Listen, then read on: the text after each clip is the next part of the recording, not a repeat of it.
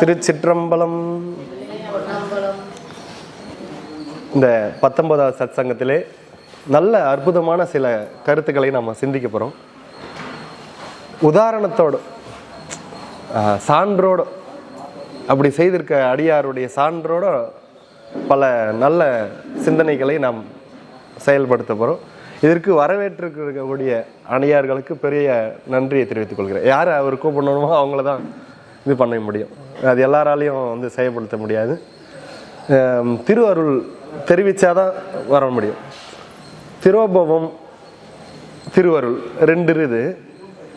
திருவருள் வந்து எதனால் செயல்படும்னா, திரோபவத்தை வச்சு எது வேணாலும், எனக்கு ஒரு நல்ல புடவை வேணும், ஒரு பூ வேணும், ஒரு வண்டி வாங்கணும், ஒரு சாப்பாடு வேணும், ஒரு பிரேஸ்லெட் வாங்கணும், ஒரு செயின் வாங்கணும், ஒரு 2 வீலர் வாங்கணும், இதெல்லாம் திரோபவம் மூலமாக நடக்கிறது. திரோபவ சக்தின்னு ஒன்று இருக்குதுப்பா, திருவருள்னு ஒன்று இருக்குது. திரோபவம்ன்ற சக்தினாலே இதெல்லாம் கிடைக்கும். திருவருள் என்கின்ற சக்தினால தான் இதை மாதிரி சத்சங்கத்துக்கு சேர முடியும். திருவாசகம் பண்ணுறதுக்கு, வழிபாட்டுக்கு, ஆண்டவனை வழிபடுவதற்கு, இதுக்கெல்லாம் எது வேணும்னா திரு அருள். நம்ம குழம்பிக்க கூடாது, ரெண்டுமே டிஃப்ரெண்ட் இருக்குது. திரு அருள், திரோபவம். திருவருள் எப்படி வரும்னா, ஏதாச்சும் ஒரு தொண்டு செய்திருப்பீங்கள்ல, ஏதோ ஒரு நன்மை, ஏதோ ஒரு புண்ணியம், ஏதோ ஒன்று செய்ய போய் அதன் மூலமாக கொஞ்சம் கொஞ்சமாக சேருது இல்லைங்களா, கொஞ்சம் கொஞ்சமாக சேர்க்கக்கூடிய அந்த இதுதான் திருவருளாக மாறி இதெல்லாம் நம்மளை வழிகாட்டி விடும். இல்லைன்னா இது மாதிரி அமையாது, வந்து சேர முடியாது. இன்னும் கூட தெளிவாக சொல்லலாம். ஒருத்தர் இருந்தாருமா, அவர் வந்து ஒரு மகள் வச்சிருக்காரு. அந்த பெண்ணுக்கு கல்யாணம் பண்ணணும், வசதி இல்லை. ஏதாச்சும் நம்ம பெண்ணுக்கு எப்படின்னா பணத்தை சேர்த்துடணும், இப்போ இருக்கிற விலைவாசிக்கு நகை வாங்கிறதுக்கு எல்லாத்துக்கும் எப்படியாவது சேர்த்துடணும், கஷ்டப்பட்டு நம்ம எப்படின்னா சம்பாரித்து எப்படியாவது சேர்த்துடணும்னு கஷ்டப்படுறாரு.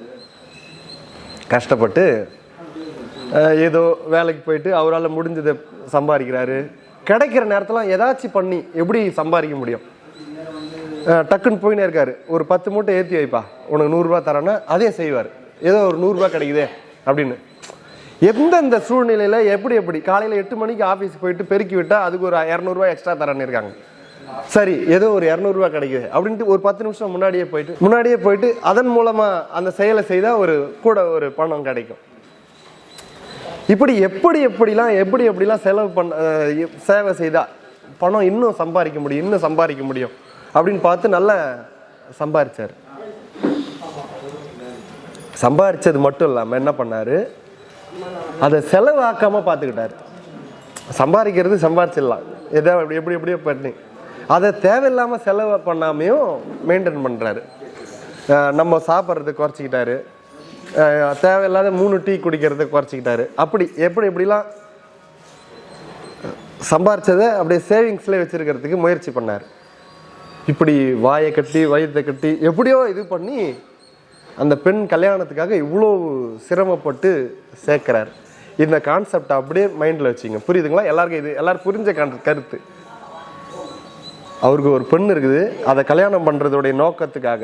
ஏன்னா சுத்தமான வறுமை, ஏதோ போகிற வேலையில் ஏதோ வருமானம் பண்ணி அதன் மூலமாக பொருள் ஈட்டினார். அது பத்தலை, போதிய பணம் பத்தலை, இது வந்து நல்லா பண்ணி கொடுக்க முடியாது அப்படின்ற ஸ்டேஜில் என்னென்ன வகையில் சம்பாதிக்க முடியுமோ உடலை வருத்தி கிடைக்கிற நேரத்தில் கிடைக்கின்ற சூழ்நிலைகள் எல்லாத்தையும் பயன்படுத்தி பணம் சம்பாதிக்க ஆரம்பித்தார்.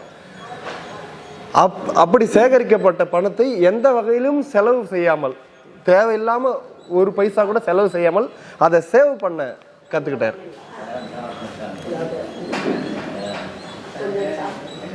இப்போ அவருடைய லட்சியம் என்னது, பொண்ணுக்கு கல்யாணம் பண்ணணும். அதுக்காக இவ்வளவும் அந்த செலவு பண்ணாமல் எத்தனையோ தன்னுடைய சுகபோகங்கள்லாம் தியாகம் பண்ணி பசி பட்டினியாக இருந்து அதை ஒரு அச்சீவ் பண்ணுறதுக்கு அந்த பணத்தை பயன்படுத்துறதுக்கு வச்சிருக்கிறார். இதே கான்செப்ட் தான் நம்ம வழிபாட்டில். எந்தெந்த சூழ்நிலையில் எந்தெந்த வாய்ப்பு கிடைக்குமோ அப்படிலாம் புண்ணியத்தை சேர்த்துக்கணும். எப்படியாவது புண்ணியத்தை சேர்த்துக்கணும். நீங்கள் எந்தெந்த ரூபத்தில் புண்ணியத்தை சேர்க்குறீங்களோ சேர்க்க இவர் எப்படி காலையில் போய் எப்படி இது பண்ணி 200 ரூபா கிடைக்குது, யாருன்னா ஒருத்தர் ரோட்டில் அதை தூக்கி போடுப்பா 100 ரூபா தரேன்னா செய்து பணம் எப்படி டியூட்டிக்கு முன்னாடி போயிட்டு சம்பாதிக்கிறதுக்கு அப்புறமா போயிட்டு அப்படி சிறுக சிறுக சிறுக எந்தெந்த வகையிலே புண்ணியத்தை சேர்க்க முடியுமோ, எந்தெந்த வகையிலே ஆண்டவனுடைய அருளை பெற முடியுமோ, எந்தெந்த ரூட் கிடைக்குமோ கிடைக்கிற வழியிலெல்லாம் போய் போய் போய் போய் அதை ஊறி ஊறி ஊறி ஊறி அவர் அப்படியே பிடிச்சிட்டுன்னு வரணும். யார சாமியை அப்படியே அந்த லெவல்லே பிடிச்சிட்டுன்னு வரணும். இது எப்படி சேர்த்தாருன்றதை சொல்லிட்டேன்.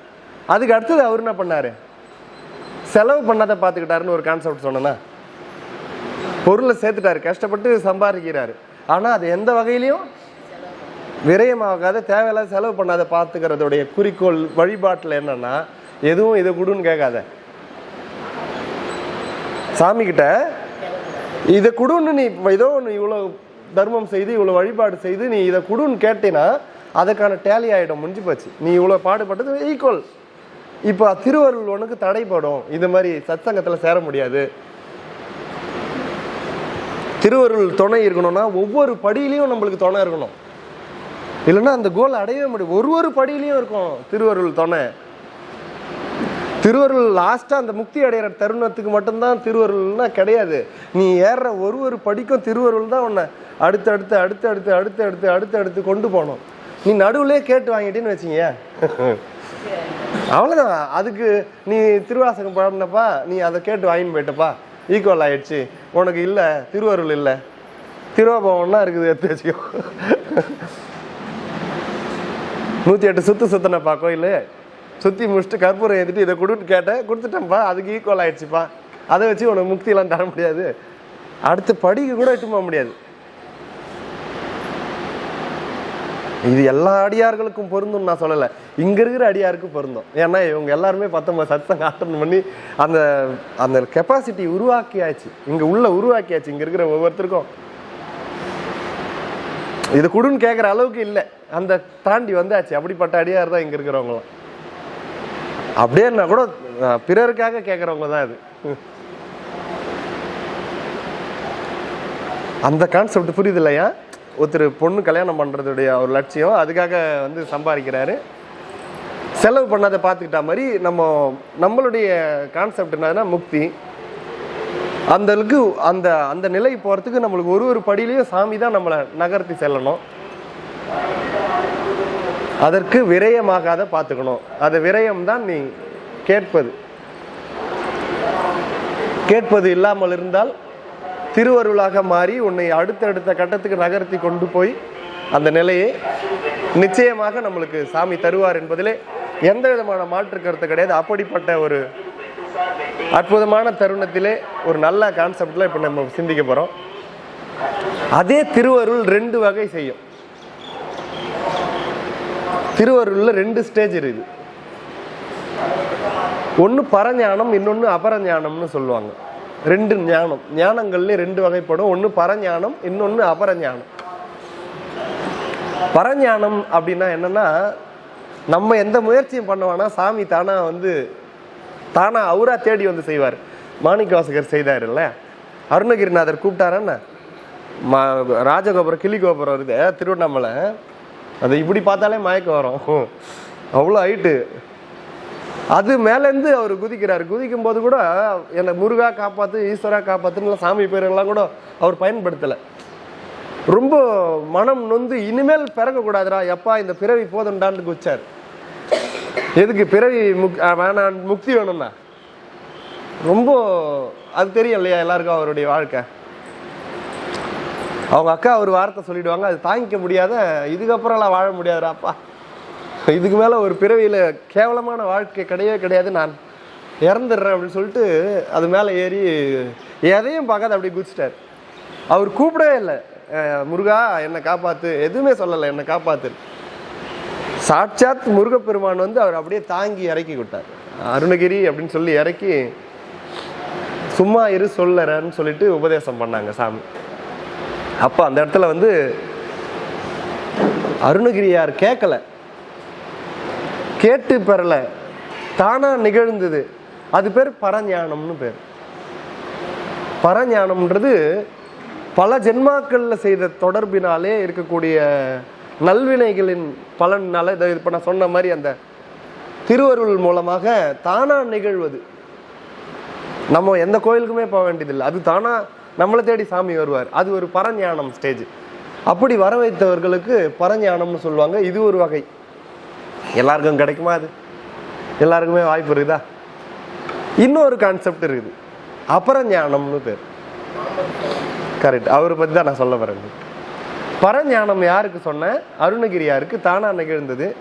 அபரஞானம் யாருன்னா பாம்பன் சுவாமிகள். எல்லாருக்கும் தெரியல பாம்பன் சுவாமி. ஒரு படம் ஒன்று போட்டுன்னு வரணும் அவருக்கு. ரொம்ப அற்புதமான அடியார். அவரை பற்றி இன்னைக்கு நம்ம நிறைய சிந்திக்க போகிறோம். நானே ஒரு யூடியூப்பில் பேசணும்னு பார்த்தா அன்னையிலேருந்து உடம்பே கெட்டு போச்சு. அவரு சாமி திருவருள் கூட்டணும் இல்லையா? சரி, எல்லாருக்கும் நேர்லேயே சொல்லுண்ணா எங்கள் தம்பி.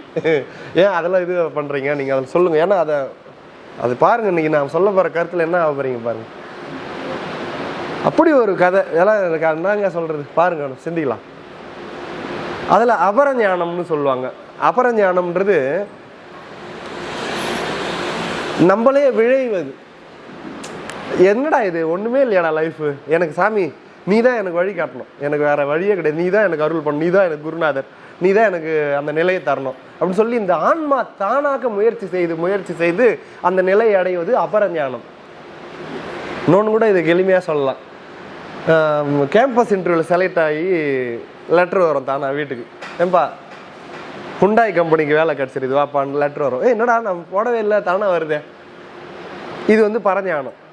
நான் உட்காந்து எழுதி போட்டு இந்த ஸ்கொயர் ஃபார்ம் அந்த ஸ்கொயர் ஃபார்ம் வாங்கி எழுதி போட்டு இன்டர்வியூ 10 இன்டர்வியூ 15 இன்டர்வியூ அட்டன் பண்ணி அதில் ஓகே ஆகி அப்பா எப்படியோ வேலை கிடச்சிதுரா சாமின்னு உள்ளே போய் சேர்றான் பாரு, அது அபரஞானம்.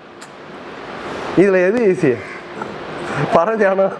தானா லெட்டர் வர்றது ஈஸி. எவ்வளோ புண்ணியம் பண்ணிடணும், கஷ்டமாச்சு. எல்லாருக்கும் கிடைக்குமா? சாத்தியமாமா? அப்போ அப்படியும் போய் அடையலாம், இப்படியும் அடையலாம். அப்படி வருவதற்கு நம்மளுக்கு சொல்ல முடியாது யார் யாருக்கு அது பிராப்தம் அப்படின்னு சொல்ல முடியாது. எந்த ஜென்மாவில் நம்ம எதை பண்ணி வச்சோமோ, எது தடையா நிற்குமோ யாராலே சொல்ல முடியாது. ஆனால் இது நம்மள முயற்சி செய்யலாம். என்ன வேணும்ன்றார் பாம்பன் சுவாமிகள்? திட மனசு, வலிமையான மனம், திடமான மனம். அது இருந்தால் அந்த நிலையை அடைவது மிகவும் எளிமையான விஷயம்னு பாம்பன் சுவாமிகள் குறிப்பிடுகிறார். அவர் அந்த வழியிலே அந்த நிலையையும் அடைந்தார். அதை பற்றி தான் நம்ம இன்னைக்கு சிந்திக்க போகிறோம். இப்போ பரஞானம்னா நம்மளுக்கு நேரம் சித்திச்சிருக்கணும். நம்மளுக்கு இன்னுமே சாமியுடைய அருள் இல்லையே. அப்போ நம்மலாம் எந்த லெவலில் இருக்கிறோம்? நம்ம அபரஞானத்து மூலமாக தான் அந்த நிலையை அடையலாம். அப்போ நம்மளுக்கு யார் சான்றா இருப்பார்னா பாம்பன் சுவாமிகள் சான்றா இருப்பார். அப்படிப்பட்ட அந்த பாம்பன் சுவாமிகள் எப்படி அந்த நிலையை அடைந்தார் என்பதை மையமாக வைத்து அதனுடைய நுட்பத்தை நாம் விளங்கி கொண்டோமானால் அந்த அபரஞானத்துக்காக நம்ம முயற்சி செய்து இந்த பிறவியிலேயே அந்த நிலையை அடைந்து விட வேண்டும். அதற்கான கோட்பாட்டில் நம்ம நுழைஞ்சிடணும். அந்த வகையிலே நம்ம இன்னைக்கு அந்த அபரஞானம் என்று சொல்லக்கூடிய அந்த பாம்பன் சுவாமிகளுடைய வரலாறை நாம் இப்போ உள்ள நுழைவோம். அவரே சான்று சொல்லியிருக்கிறாரு, அதை பற்றி நான் குறிப்பிட போகிறேன் இன்னைக்கு.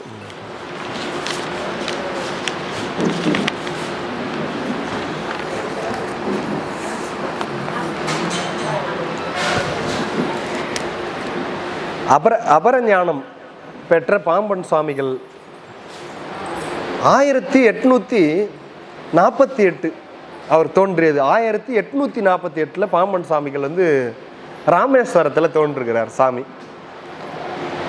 1900 இல்லை, 1848 கடைசியாக, அதான் 100 ஆண்டுகளுக்கு முன்னாடின்னு வச்சுங்களேன். நம்மளுக்கு சமீபத்திய அடியார். 1848 ராமேஸ்வரத்தில் பிறக்கிறார் சாமி. பிறந்தது ராமேஸ்வரன் சாமி சொல்கிறாங்க. ஆனால் வளர்ந்ததெல்லாம் பாம்பன் என்று சொல்லக்கூடிய ஒரு பகுதி. பாம்பன்னா நம்ம அந்த பாம்பன் பாலம் சொல்கிறோம் இல்லையா, அந்த ஏரியா தான் நான் வளர்ந்தேன்னு சாமிகள் பதிவு கொடுக்குறாங்க. அப்படி அவர் அந்த பாம்பன் என்று சொல்லக்கூடிய அந்த ஊரிலே வளர்ந்ததுனால அவர் பேர் பாம்பன் சுவாமிகள்னு பின்னாடி குறிப்பிடுறாங்க. சாமிக்கு வீட்டில் வச்ச பேர் அப்பாவு. அவருக்கு அப்பாவுன்ற பேர் தான் வீட்டில் வைக்கிறாங்க. சிதம்பரம் அவங்கள தான் முக்கியமானவங்க. கடும் துறவு மேற்கொண்டவர் சாமி. சாமி மாதிரிலாம் அந்த நிலையை அடைவது ரொம்ப கடினம். நம்ம ரொம்ப சின்ன ஒரு இது நடந்தாலே நம்ம பின் வாங்கிடுவோம். பின் வாங்கவே மாட்டாங்க. உயிர் போனாலும் போட்டால் நான் பின் வாங்க மாட்டேன்ற ஸ்டேஜ். நம்ம மற்றதுக்கு உங்கள்கிட்ட பேச மாட்டேன், இப்போ நான் என்ன இது ஆகட்டும் அப்படின்னு அதில் நம்ம பிடிவாதமாக இருப்போம். ஆனால் இவர் எதில் பிடிவாதமாக இருப்பார்னா, நீ வராத நான் போக மாட்டேன், எனக்கு என்ன ஆனாலும் பரவாயில்ல, அதில் பிடிவாதமாக இருக்கணும். அதுதான் திடமான மனம். அந்த பாம்பன் சாமிகள் வந்து அவர் முருகனை நேரில் பார்த்தவர், இறைவனை நேரில் பார்த்தவர். அதனுடைய விஷயத்தை அப்படியே கொடுக்குறார். நான் எப்படி பார்த்தேன், அவர் என்கிட்ட ஒன்று சொன்னார், அதை என்ன சொன்னார்ன்றதையும் நான் சொல்லிடுறேன்ட்டு செய்துட்டார். முருகருக்கு, அதை பாம்பன் சாமிகளுக்கு முருகர் சொன்ன ஒரே ஒரு சொல், அதை தான் தகராலய ரகசியம்னு சாமி நூலாவே செய்தார். பரஞானத்தில் வந்த அருணகிரியாருக்கு திருவண்ணாமலையில் இறக்கி விட்டு பாடுன்னு சொல்கிறாரு. சாமி நான் என்ன பாடுவேன்றாரு. நீ நாக்கு நீட்டுன்னு ஓம்னு பிரணவத்தில் எழுதுறாரு. எழுதின பின்னாடி முத்தை தெரு பாடுறாரு அருணகிரியார். முத்தை தெரு பத்தி திருநகை அந்த பாட்டு வந்து பாடி முடிச்சுட்டு நிட்டை கூடிடுறாரு. அவ்வளோதான், உட்காந்துடுறாரு. ஜம்முன்னு இருக்குது அப்படின்ட்டு அப்படியே கண்ணை மூடி அப்படியே உட்காந்துட்டார். முருகரோட லயத்தை அப்படியே ஆனந்தம், அந்த ஆன்மா ஆனந்தம் அப்படியே அடைந்து கொண்டே இருக்கிறது. போத நிறுத்து, கிளம்பு, நீ இப்படியே உட்காந்துதான் உன்னை ஒரு பாட்டு பாடுறதுக்காக உன்னை இது பண்ண சொன்னேன், ஒரு பாடல் பாடுறதுக்காக உன்னை வந்து இது பண்ண சொன்னேன், அதுக்காகவா உன்னை வந்து அவ்வளோ பெரிய அருள் கொடுத்தது, உன்னால் உலகமே மாறணும், போ போ பாடு, போ என்னுடைய புகழை பரப்பு போ அப்படின்னு சொல்லி அனுப்பி விடுறார். அப்படி அவர் எழுப்பி அனுப்பி விடாது இருந்தாருன்னா நம்மளுக்கு முத்தை தெரு ஒரு பாடல் மட்டும்தான் இருக்கும் திருப்புகழில், அப்படியே உட்காந்துட்டு இருப்பார். அவரு தான் அனுப்புறாரு, போ போ. அப்புறம் தான் வந்து அற்புதமான பாடல்களை திருப்புகழாக கொடுத்தார் அருணகிரியார். அது மாதிரி பாம்பன் சுவாமிகள் வந்து முருகர் சொன்ன அந்த ஒற்றை வார்த்தையை வைத்து கொண்டு அப்படியே உட்காந்துட்டாங்க. அப்புறம் அவர் தான் அனுப்புறாரு, உனக்கு ஒண்டி கொடுத்தனா போ அப்படின்னு சொல்லி அனுப்புறாரு. அதெல்லாம் குறிப்பிடுவார். அதுக்கப்புறம் தான் சுவாமிகள் வந்து இந்த தகராலய ரகசியம் என்று சொல்லுகிறார். அதுக்கு முன்னாடி என்னன்னா, சாமி வந்து பாம்பன் சுவாமிகள் பாம்பன் என்ற ஊர்ல பிறந்து வளர்ந்தாங்க. இல்லறவாசி தான். சாமிகளுக்கு கல்யாணம் ஆச்சு, 3 குழந்தைகள், 2 பெண் 1 பையன். நம்மளுக்கு எப்படியோ ஃபேமிலியோ அதே தான், அதே வறுமை, அதே சூழ்நிலை, எதுவும் முன்னேற்றம் இல்லாமை, அப்படியே இருந்தது குடும்பத்தில். இயல்பாக என்னன்னா, இவருக்கு தமிழ் ரொம்ப சர்வசாதாரணமாக தமிழில் இலக்கணம் நல்லா வந்தது, படிப்பு நல்லா வரும், தமிழில் நல்லா எழுதி கொடுத்தாருன்னா ஆசிரியரே அசந்து போவார். நல்லா இருக்கு இலக்கண நடையெல்லாம் நல்லா இருக்குதுன்னு சொல்லுவாங்க. இன்னும் நான் ரொம்ப ஆசையாக இருந்தது அவர் தமிழில் நல்லா பண்ணுவார்ன்ட்டு. அப்புறம் வந்து முருகர் மேலே 2-3 பாட்டெலாம் கூட எழுதி போய் காமிச்சார். ஆசிரியர் சொன்னார், இந்த நடையில் நீ ஒரு பாட்டு எழுதினுவான்னாரு. எழுதி போய் காமிச்சா ஆசிரியரே மிரள்றாங்க, இந்த மாதிரி செய்கிறையப்பா, நல்லா பண்ணுறே அப்படின்னு சொல்லி அவரே இது பண்ணுறாங்க. சாமிகளுக்கு வித்யா குருன்னா கல்வி குரு அது இருந்தாங்க. அதுக்கப்புறம் யாரோ ஒருத்தர் திடீர்னு வழியில் கூப்பிட்டு அவருக்கு சடாசர மந்திரத்தை உபதேசம் பண்ணுறாங்க. தானாக நிகழுது. கிரியா குருன்னு சொல்லுவாங்க. தீட்சை மந்திரம் கொடுக்குறோம் இல்லையா, அவங்கெல்லாம் கிரியா குரு.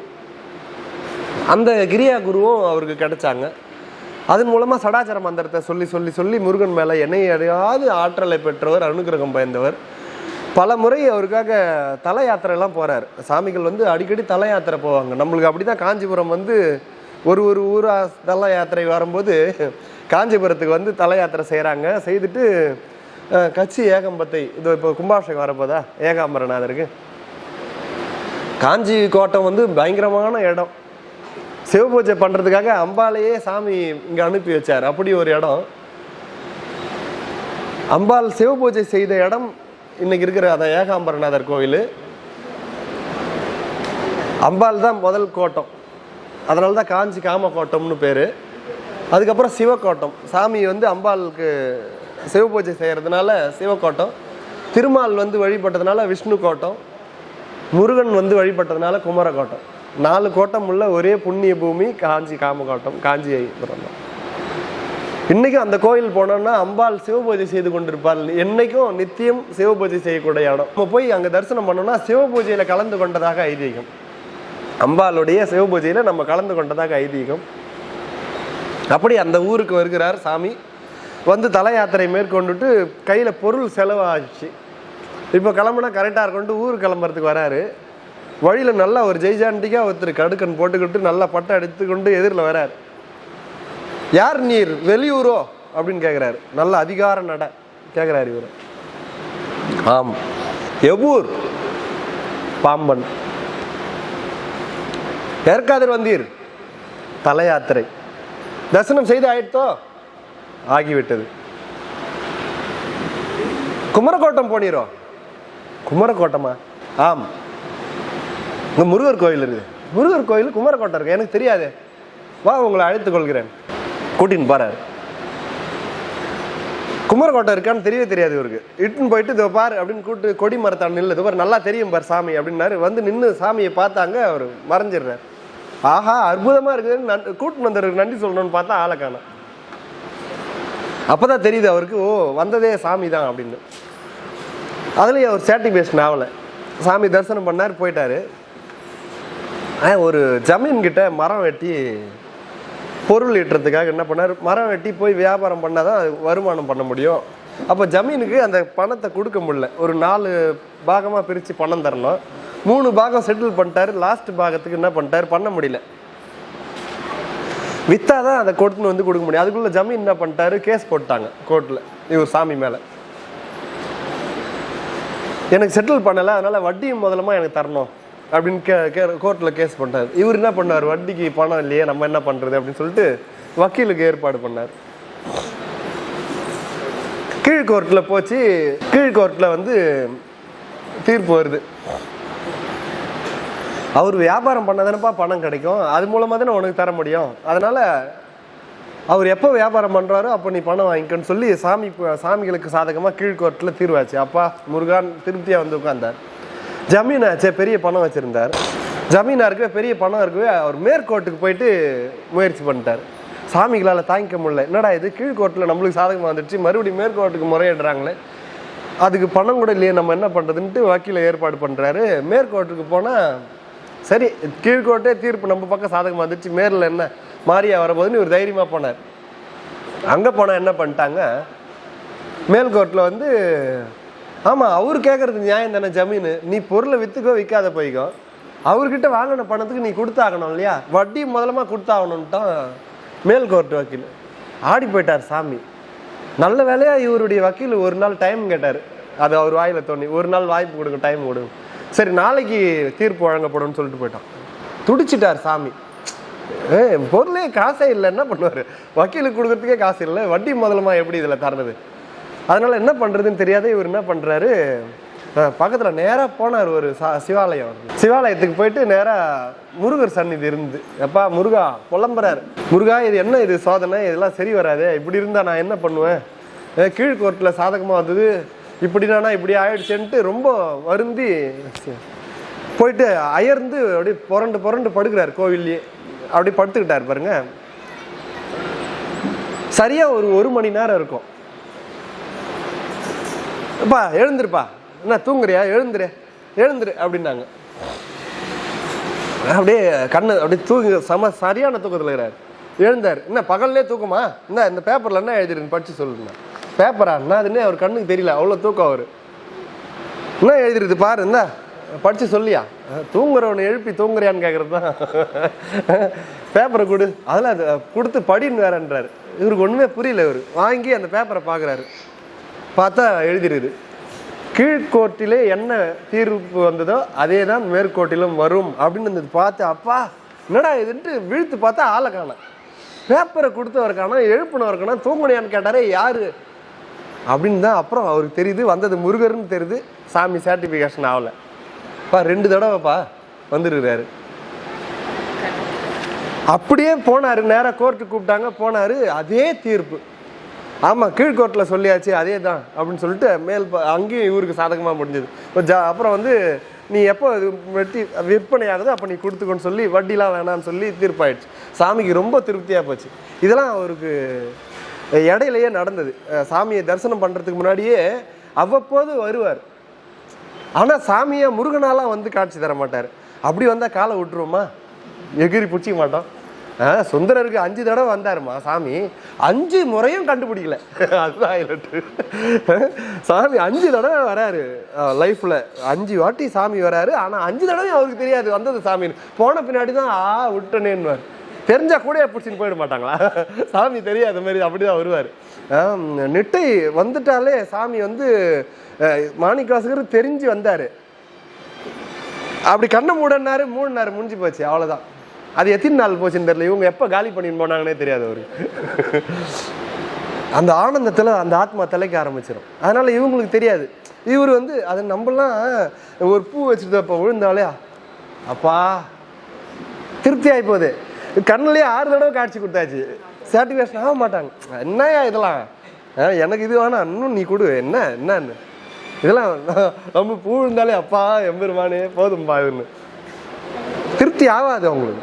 ஏதோ ஒன்று தாண்டி போய்கிட்டே இருக்கும், இன்னும் இன்னும் இன்னும் இன்னும் இன்னும் இன்னும் இன்னும். அப்படி இடையிலேயே பல தடவை சாமி இது பண்ணியிருக்காரு. அது மாதிரி பாட்டு கூட ஒரு தடவை எழுத ஆரம்பிச்சு. அவர் இலக்கணம்லாம் அருமையாக செய்வார் இல்லையா? அப்போ ஒரு பாட்டு எழுதுறாரு. இவர் மேலே கோபம் பார்க்கவே மாட்டேன்ற. எனக்கு பல முறை கனவுல வந்திருக்கிறார். கனவுல வருவார், பல முறை கனவுல பேசுவார். இது மாதிரி பல திருவிளையாடல்கள் அவர் வாழ்க்கையில் பல தடவை நடந்துருது.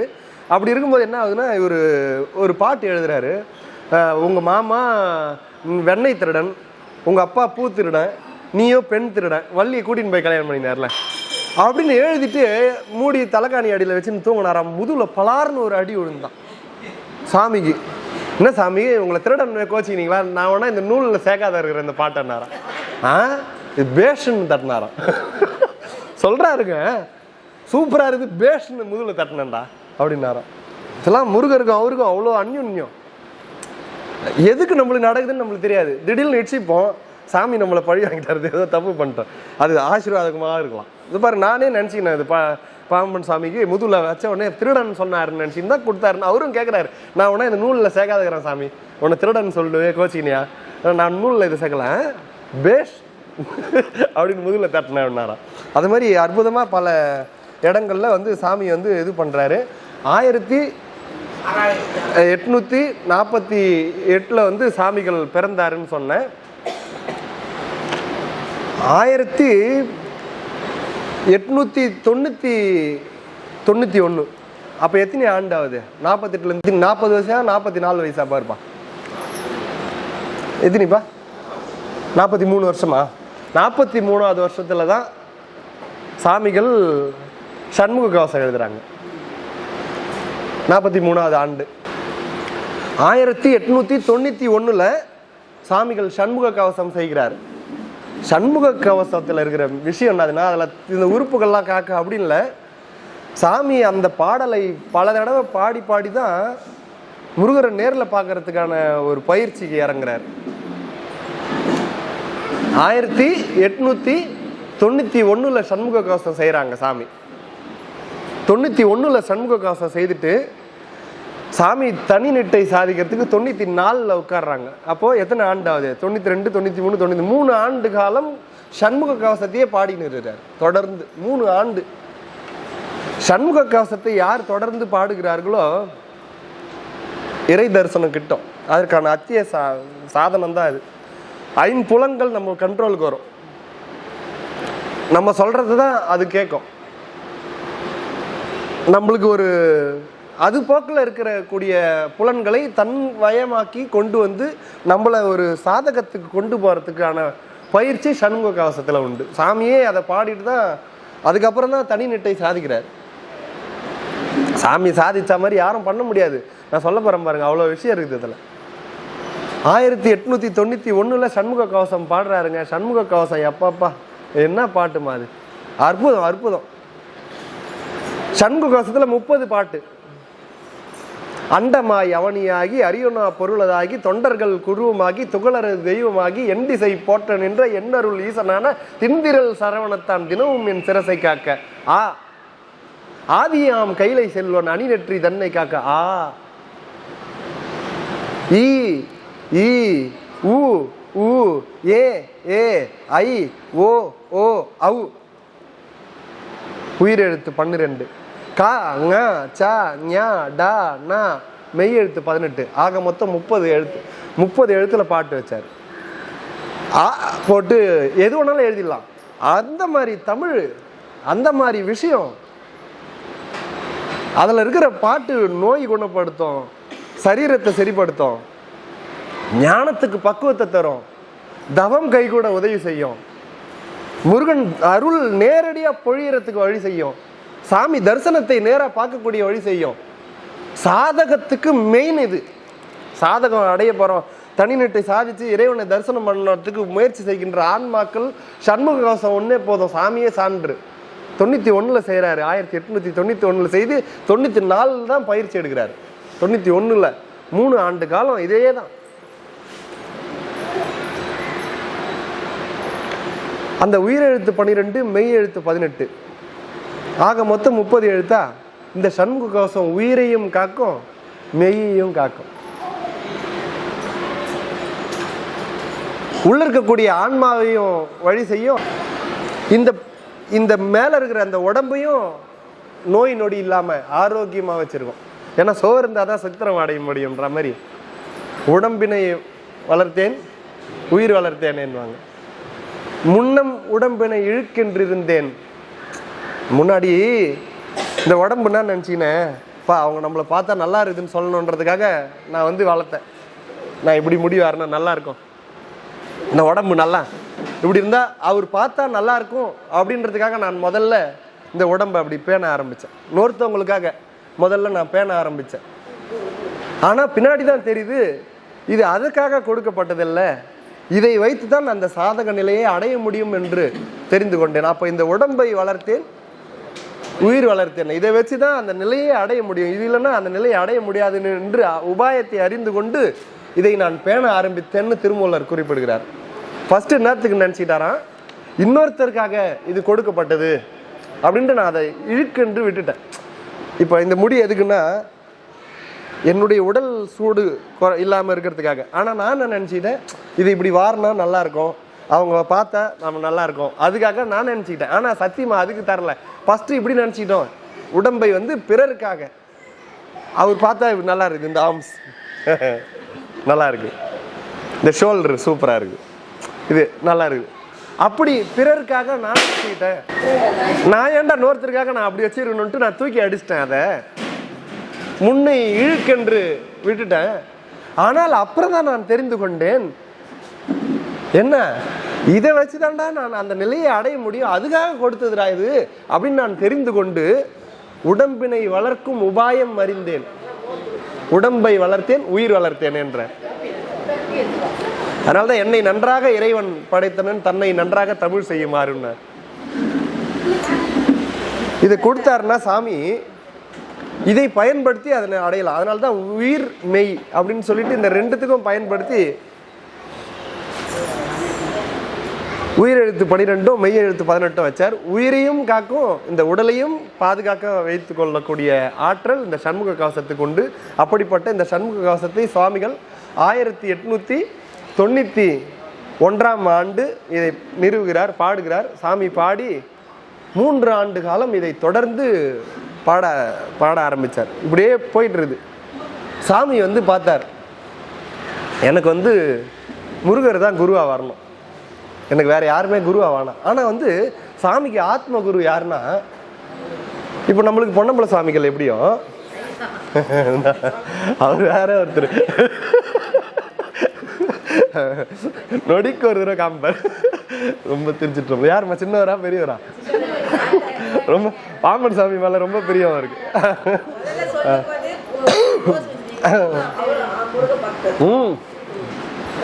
அதானம்மா பாம்பன் அவர் யாரும் ஆசைறாரா பாரு, லேஸ்ல ஆசைவார் அவர். அது மாதிரி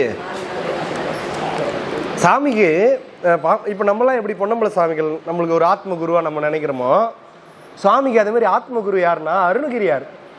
பாம்பன் சுவாமிக்கு ஆத்ம குரு அருணகிரி. நீங்கள் ஒன்றா பாருங்க, அவர் எழுதின எல்லா பாட்டுலையும் கடைக்காப்பு. இப்போ ஞான சம்பந்தர் எழுதினார்னா திருக்கடைக்காப்பில் ஞான சம்பந்தன் சொன்ன பாடல்கள் 10 அப்படின்னு சொல்லி முடிப்பார். அதே மாதிரி பாம்பன் சுவாமிகள் கடைக்காப்பில் அருணகிரியார் பேர் வரும். நனி அனுபூதி சொன்ன நாதர்கோன் காக்க இத்தை கனிவோடு சொன்ன தாசன் கடவுள்தான் காக்க வந்தே. நனி அனுபூதி சொன்ன நாதர்கோன் காக்க. யாரு அனுபூதி? யார் சொன்னா? கந்தபுர அனுபூதி அருணகிரிநாதர் சொன்னார். நனி அனுபூதி சொன்ன நாதர்கோன் காக்க இத்தை. அது சொல்லிடுறாரு பாருங்க. பாட்டு முடிகிற எந்த பாட்டு பாம்பன் சாமிகள் எடுத்தாலும் அதில் அருணகிரியாரை தொடாத வராது. குமரஸ்தவத்திலே கூட பூதி பதையே நமோ நம்ம. யார்? அவரு தான். பூதின்னா அவரு தான். அவர் சொல்றாரு, அற்புதமா சொல்லுவார் இவரை பாம்பன் சாமிகளை. தமிழன், அப்படிப்பட்ட தமிழன்வார். அருணகிரியார் மேல எல்லையில்லாத அன்பு, குரு மேல அவ்வளோ அன்பு. ஆனா அத்தனை குருநாதராக இருந்தாலும் எனக்கு முருகர் எனக்கு அருள் செய்யணும். என் குருநாதருக்கு எப்படி, என் குருநாதர் அருணகிரிநாதனுக்கு எப்படி முருகர் காட்சி கொடுத்து அருள் செய்தாரோ அதே போல இந்த பிறவிலேயே எனக்கும் எனக்கு முருகப்பெருமான் காட்சி கொடுத்து தீட்சை கொடுக்கணும், இல்லாத நான் இந்த பிறவி வேண்டான்னு சொல்லிட்டு 1894 ஒரு முடிவு செய்கிறார். இதுக்கப்புறம் எல்லாம் கவனமாக கொஞ்சம் கேட்கணும். ஏன்னா சாமிகளே சான்று கொடுத்துக்கிறாங்கம்மா, நேரடியாக அவங்களே தெரிவிக்கிறாங்க. சாமிகள் 1894 அந்த 1894ஆம் ஆண்டு என்ன பண்ணுறாரு,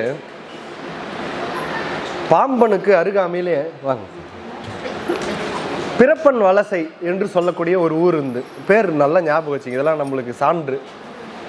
ராமேஸ்வரத்துக்கு அருகாமையில், அதாவது இவங்க ஏரியா பாம்பனுக்கு அருகாமையிலே பிறப்பன் வலசை என்று சொல்லக்கூடிய ஒரு ஊர், அது இவங்களுக்கு அருகாமையிலே ஒரு ஊர். சாமி போய் அந்த ஊரை சுற்றி பார்க்குறாங்க. சாமிகள் குறிப்பிடுறாரு, பல தல யாத்திரை நான் போயிருக்கிறேன், எங்கேயும் என் மனமானது அடங்கலை, எனக்கு ஒரே தலத்தில் தான் என் மனமானது அடங்குச்சு. அது எந்த தலம்னா பிறப்பன் தலம், பிறப்பன் என்று சொல்லக்கூடிய தலத்தில் தான் என் மனமானது அடங்குச்சு, அதனால் தேர்வு செய்தேன் அப்படின்றார். பிறப்பன் வலசை என்று சொல்லக்கூடிய ஊரை தேர்ந்தெடுக்கிறாருங்க. சாமிக்கு 4 நண்பர் இருந்தாங்க, அதான் சிஷ்யர்னு கூட சொல்லலாம். நான் உறவினரில் ஒருத்தர், விஓஓ ஆஃபீஸில் ஒருத்தர், எல்லாம் பிள்ளைகள் அவங்க அதில் ஒருத்தர், அப்படி ஒரு 4 நண்பர்கள் சீடர்கள், 4 சீடர்கள் முதல்ல இருந்தாங்க. சாமிக்கு மிக நெருக்கமானவர்கள். அவங்க 4 பேரை கூப்பிட்டு சொல்லிட்டார் சாமி. இதுக்கு முன்னாடியே அவர் கிளம்பிட்டார், துறவு வந்துட்ட பின்னாடி இது 1894 என்ன பண்ணுறாரு, அவங்க 4 நண்பர்கிட்ட கூப்பிட்டு சொல்கிறாரு, பா நான் என் ஆத்மநாயகனா முருகனை தரிசனம் பண்ண போகிறேன், அவர் நான் உயிரோடு இருக்கும்போதே அவர்கிட்ட நான் தீட்சை வாங்கணும், அவரை நான் பார்த்தே ஆக போகிறேன், எனக்கு நீங்கள் ஒரு 4 பேர் எனக்கு ஒரு உதவி செய்யணும் அப்படின்னாரு. என்னங்க சாமி சொல்லுங்க அப்படின்னாங்க. பிறப்பன் வலசையை நான் தேர்ந்தெடுத்துருக்கிறேன், அதில் இருக்க சுடுகாட்டுக்கு நான் தனி நீட்டை சாதிக்க போகிறேன். சுடுகாடை தேர்ந்தெடுத்தார். சுடுகாடு ஏன் சாமி தேர்ந்தெடுத்தாருன்னா, இப்போ நம்ம வீட்டில் உட்காந்து கண்ணு மூடி தியானம் பண்ணோம்னு வச்சிங்களேன், மனசு ஒருமுகப்படுவதற்கு பல காலங்களாகும், ரொம்ப கஷ்டம். அதுவே ஒரு ஆலயத்தில் உட்காந்து நீங்கள் ஒருமுகப்படுத்தினீங்கன்னு வச்சிங்களேன், இன்னும் கொஞ்சம் கூடி வரும். இன்னும் கொஞ்சம் ஒரு சித்தருடைய ஆசிரமத்திலேயோ ஒரு இதுலையோ உட்கார்ந்தீங்கன்னா இன்னும் கொஞ்சம் கூடி வரும். ஆனால் ருத்ரபூமி என்று சொல்லக்கூடிய சுடுகாட்டில் போய் உட்காந்தீங்கன்னா மனம் சீக்கிரம் ஒடுங்கி உட்காரும், மனம் அதிலே ஒடுங்கும்.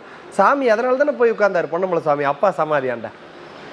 இப்போதான் அது தெருவாயிடுச்சு, ஊராயிடுச்சு. அதுக்கு முன்னாடி நான் சுடுகாடு தான், அதுதான் சுடுகாடு. ஏன் சாமி போய் அங்கே உட்காந்தாங்க? ருத்ரபூமி, மனம் சீக்கிரம் ஒடுங்கும். நம்ம பாம்பன் சாமி பார்த்த மாதிரி தான் அந்த பாரு பொன்னம்பல சாமி அங்கே தானே போய் உட்காந்தாரு, அப்பா சமாதி பக்கத்துல தான் போய் உட்கார்ந்தாரு. இன்றைக்கு மனம் அங்கே சீக்கிரம் ஒடுங்கும், குவிஞ்சி உட்காந்துரும், டக்குன்னு உட்காந்துரும். நீங்கள் எங்கே உட்காந்து கண்ட்ரோல் பண்ணியிருந்தாலும் எங்கன்னா கொஞ்சம் இழுத்துன்னு போவோம். ஆனால் ருத்ரபூமியில் சட்டுன்னு அமரும். ஏன்னா சாமி அங்கே பரிபூர்ணத்துவமாக இருக்கிறோம். நம்ம ஆலயத்தில் சாமி இருக்கிறாரு, நம்ம திருமுறையை அடித்து சொல்லுதே, கோவில் சுடுகாடு கொல்புளித்தோல் நல்ல ஆடைன்றாரு. சாமி மெயினாக எங்கே இருக்கிறாரு? சுடுகாட்டில். பல ஊரில் நான் பார்த்துருக்குறேன், இந்த சுடுகாடை தாண்டி போனாங்கன்னா பெரியவங்க அந்த காலத்தில் செப்பலை கழட்டி கும்பிட்டு போவாங்கங்க. சைக்கிளில் போனால் கூட இறங்கி அந்த இடத்துல ஒரு வணக்கத்தை போட்டு போவாங்க. சாமி இருக்கிறதா ஐதீகம். சுடுகாடு தானே மெயின். அதே மாதிரி அதை பாருங்க, அதுதான் அது. அந்த இடத்துல அவ்வளோ முக்கியத்துவம். நம்ம தான் பயப்படுறோம், ஆனால் அது அவ்வளோ முக்கியமான இடம், வழிபாட்டுக்குரிய இடம். அங்கே தான் போயிட்டு வணங்கிட்டு போவாங்க. அப்படி இந்த இடத்தை பாம்பன் சுவாமிகள் தேர்வு செய்கிறார். இப்போ சுடுகாட்டுக்கே இப்போ போகிறாங்கங்க, பாடி எடுத்துன்னு போகும்போது எவ்வளோ உலகத்து மேலே பற்று உள்ளவன் ஆகினோம், எவ்வளோ பெரிய செல்வந்தனாக இருந்தாலும் அந்த இடத்துல வந்தோடனே என்ன சொல்லுவான், என்னடா வாழ்க்கை இவ்வளோதான், எல்லாம் போச்சு, ஒன்றுமே கிடையாது, இதுதான் வாழ்க்கை, என்ன இருக்குது, என்ன செல்வம், என்ன சொத்து போ அப்படின்னு ஆயிடுவான். அங்கே போனால் அந்த எல்லையை விட்டு தாண்டினா தான் அவனுக்கே வரும், எதனா வச்சுட்டு போகிறாரா பசங்களுக்கு இன்னும் எதனா சொத்து கித்து வச்சுட்டு போகிறாரா அப்படின்ட்டு எப்போ பேசுவான். அந்த எல்லையை தாண்டி வந்த பின்னாடி தான், அந்த கேட்டை தாண்டி வந்த பின்னாடி தான் அந்த யோசனை வரும். உள்ள இருக்கிறவர்களும் என்ன வாழ்க்கை ஒன்றும் இல்லை, ஆண்டா அனுபவிச்சா ஒன்றுமே கிடையாதுன்னுவான். அங்கே போனால் அந்த ஒன்றும் இல்லைன்ற பற்று நீங்குது பாருங்க. இதுதான் சுடுகாடு. இதுக்காக தான் சாமி தேர்ந்தெடுத்தார். எதுக்கு சுடுகாடை தேர்ந்தெடுத்தோடைய நோக்கம் என்னன்னா, அது கூடுதல் அந்த மனம் குவியலை தரும். அதனால பாம்பன் சாமிகள் என்ன பண்ணாரு, 1894 பிறப்பன் வலசை என்று சொல்லக்கூடிய இந்த சுடுகாடை தேர்ந்தெடுக்கிறார். தேர்ந்தெடுத்து தன்னுடைய சீடர்கள் 4 பேர்கிட்ட சொல்றாரு, இந்த 4 பேரையும் வாங்கப்பா, நான் சொல்ற மாதிரி ஒன்று ஏற்பாடு பண்ணி தரணும், இது மாதிரி நான் தனி நிட்டை சாதிக்க போறேன், இங்க வந்து நான் சமாதி கொள்ள போறேன், அதான் தவம் செய்ய போறேன் அப்படின்னு, இதுக்கு நீங்க தான் அப்ரூவ்டு வாங்கி தரணும்னாரு. விஓ ஆஃபீஸில் ஒருத்தர் இருக்கிறாருனார்ல, அதுக்கு நான் பார்த்துக்கிறேன் சாமி, நான் எப்படின்னா வந்து கலெக்டர்கிட்ட நான் வாங்கின்னு வந்துடுறேன் அப்படின்ட்டாரு. மீதி 3 பேர் என்ன சொன்னோம், நீங்கள் என்ன சொல்கிறீங்களோ நான் அதை அப்படியே செய்து கொடுத்துட்றோம் அப்படின்னாங்க. சரின்னு சொல்லிட்டு சாமி என்ன பண்ணார், ஏற்பாடு செய்ய சொன்னார். அந்த விஓ ஆஃபீஸ்கிட்ட கலெக்டர்கிட்ட போய் ஒருத்தர் அப்ரூவ்டு வாங்கின்னு வந்துட்டார். சாமி சக்ஸஸ், சாமி கலெக்டர் அப்ரூவ்டு கொடுத்துட்டாரு அப்படின்னு வாங்கி செய்கிறாரு. எல்லாம் ரூல்ஸ் பிரகாரம் பண்ணுறாரு சாமி. பிறப்பன் வலசையில் என்ன பண்ணுறார், சாமி சொல்கிறாங்க, அவர் அப்படியே தெரிவிக்கிறார். என்ன சொல்கிறாரு, சுடுகாட்டில் பள்ளம் எடுத்துக்கோ, சதுர குழியாடு, ஒருத்தர் இறங்கி சப்பலாங்கால் போட்டு உட்காரணும், அந்த அளவுக்கு இருந்தால் போதும் சொல்கிறாரு. இதெல்லாம் செய்தார் சாமி. ஒருத்தர் இறங்கி பள்ளக்குழியில் இறங்கி காலை மடித்து அப்படி உட்கார்ற அளவுக்கு இருந்தால் போதும்,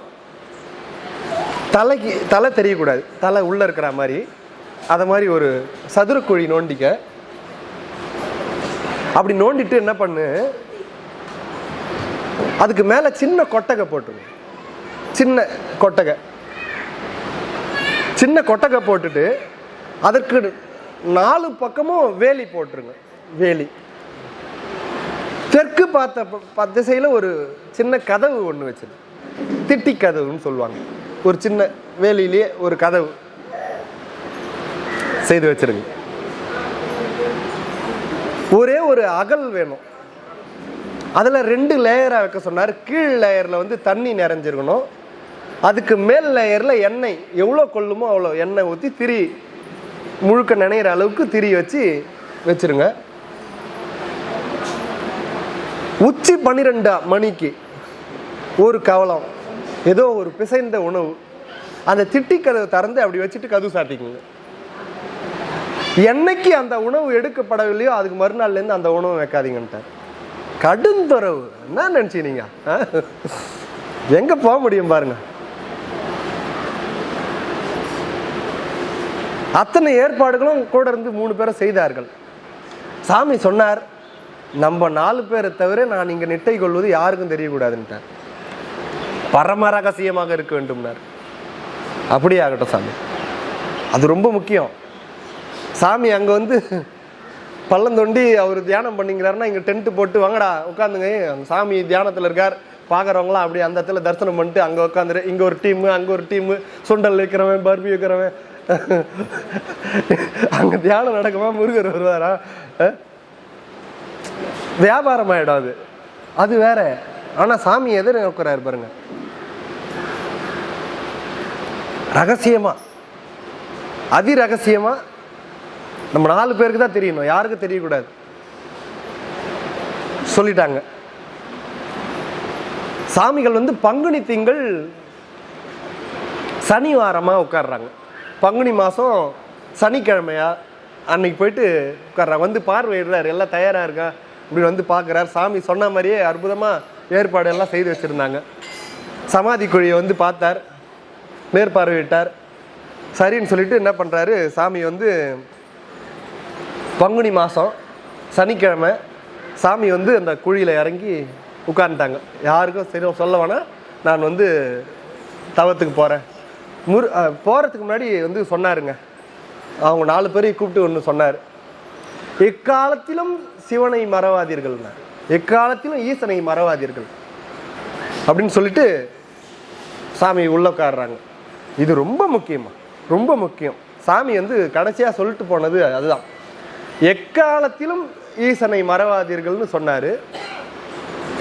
நம்மளுக்கும் பாருங்க, எப்போ உங்களுக்கு துன்பம் வருதுன்னா, எப்போ நம்மளுக்கு துன்பம் வருதுன்னா, எந்த நேரத்தில் நம்ம சாமியை மறந்தோமோ அந்த நேரம்லாம் துன்பமான நேரம், துன்பம் ஸ்டார்ட் ஆகிடும். எப்போ உனக்கு துன்பம் நீங்குதுன்னா, எந்த நேரம்லாம் நீ சாமியை நினைக்கிறியோ அங்கெல்லாம் துன்பம் இல்லை. எவ்வளோக்கு எவ்வளோ ஈடுபாடோடு நீ அவன் சாமியே நினைச்சின்னு இருக்கிறியோ உனக்கு துன்பம் கிடையாது. நான் சொல்லலை, யார்கள் சொல்றார்கள், சத்தியம். சாமியை நினைக்கிற நேரம் எவ்வளோ கம்மியாகுதோ அவ்வளோ துன்பம் உனக்கு.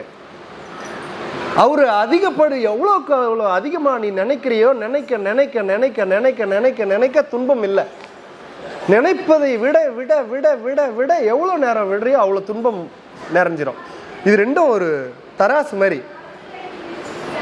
சாமி நிறைஞ்சிருக்கும் போது துன்பம் டவுன் ஆயிடும், துன்பம் தூக்கின்னு இருக்கும்போது சாமி டவுன் ஆயிடுவார். அதனால நம்ம வந்து இதை சாமி நினைக்க நினைக்க இது ஆட்டோமேட்டிக்கா டவுன் ஆகும். இது சிவஞான சித்தியாரில் கூட குறிப்பிடுகிறார்கள். சாமி வந்து அவரை எவ்வளோ அதனால தான் நீல நினைந்தடியேன், நீல நினைந்தடியேன், நினைந்து அடியேன் இல்லை, நீல நினைந்தடியேன், நினைச்சுக்கினே இரு, நினைத்து கொண்டே இரு. சாமி ஒரு நாளைக்கு இவ்வளோ இவ்வளோ இவ்வளோ நீல, அதனால்தான் சாமியை சொல்றார், நான் நீல நினைந்தடியேன் உன்னை நித்தலும் கைதொழுவேன். அவனை எப்போக்கு எவ்வளோக்கு எவ்வளோ நினச்சிக்கினே இருமா. காலையில் ஒரு 9 மணிக்கு ஒரு தடவை நினச்சேன், 12 மணிக்கு ஒரு தடவை நினச்சேன், 5 மணிக்கு நினச்சேன் அப்படின்றது சிறப்பு கிடையாது. நான் காலையில் 6 மணிலேருந்து 12 மணி வரலாம் நினச்சினே அந்தன்றது சிறப்பு. நீ அப்பப்போ நினைக்கிறத விட எவ்வளோ லென்த்தாக நீ அவரை நம்ம நினைக்கிறோமோ. அம்மா நம்ம சைவத்தை பொறுத்த வரலாம் தவம்ன்றது அவர் நினைக்கிற நேரம் தான்மா. கண்ணு மூடி ஒளி கொண்டு வர்றது, மூச்சு பிடிக்கிறது நம்ம சைவம் அந்த தியானத்தை சொல்லலை. நம்ம சைவத்தை பொறுத்த வரலாம் சரியக்கிரிய யோகம் தான் நம்மளுடைய தவம். அதில் எது மெயின்னா, நம்மளுடைய தவம் எதுன்னா, சாமி நீ எவ்வளோ நேரம் நினைக்கிறியோ, நீ அவரோட எவ்வளோ நேரம் ஒன்று இருக்கிறியோ அதுதான் தவம். நம்மளதுல அதுதான் தவமே, நம்மளது வேற எதுவுமே இதுவே கிடையாது. அப்போ நம்ம அவர் எவ்வளோக்கு எவ்வளோ அந்த நினைக்கிற இதுவோ துன்பம் அதுலேருந்து நம்மளுக்கு துன்பத்துலேருந்து மீண்டு வந்துடுவேன். அதுதான் அவர் என்ன சொல்கிறாரு, ஈசனை எக்காலத்திலும் மறவாதீர்கள், எக்காலத்திலும் ஈசனை மறவாதீர்கள் அப்படின்னு சொல்லிட்டு அந்த குழியில் போயிட்டு உட்கார்ந்துக்கிட்டாருப்பா. இவங்கெல்லாம் போயிட்டாங்க. சாமி முதல் நாள் உட்கார்றாங்க குழியில்.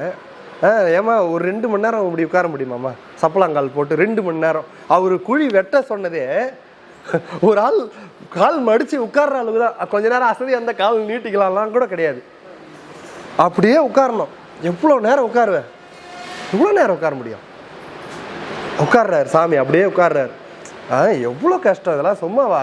தனி நீட்டை சாதிக்கிறதுனா யூரின் வராது இருக்கணும், மோஷன் வராது இருக்கணும், சாப்பாடு பசி எடுக்கும், தண்ணி இல்லையே. அவர் ஒரு உருண்டை சோறு வண்டி தான் வைக்க சொன்னார், தண்ணி கூட ஒரு டம்ளர் தண்ணி வைன்னு கூட சொல்லலையே சாமி.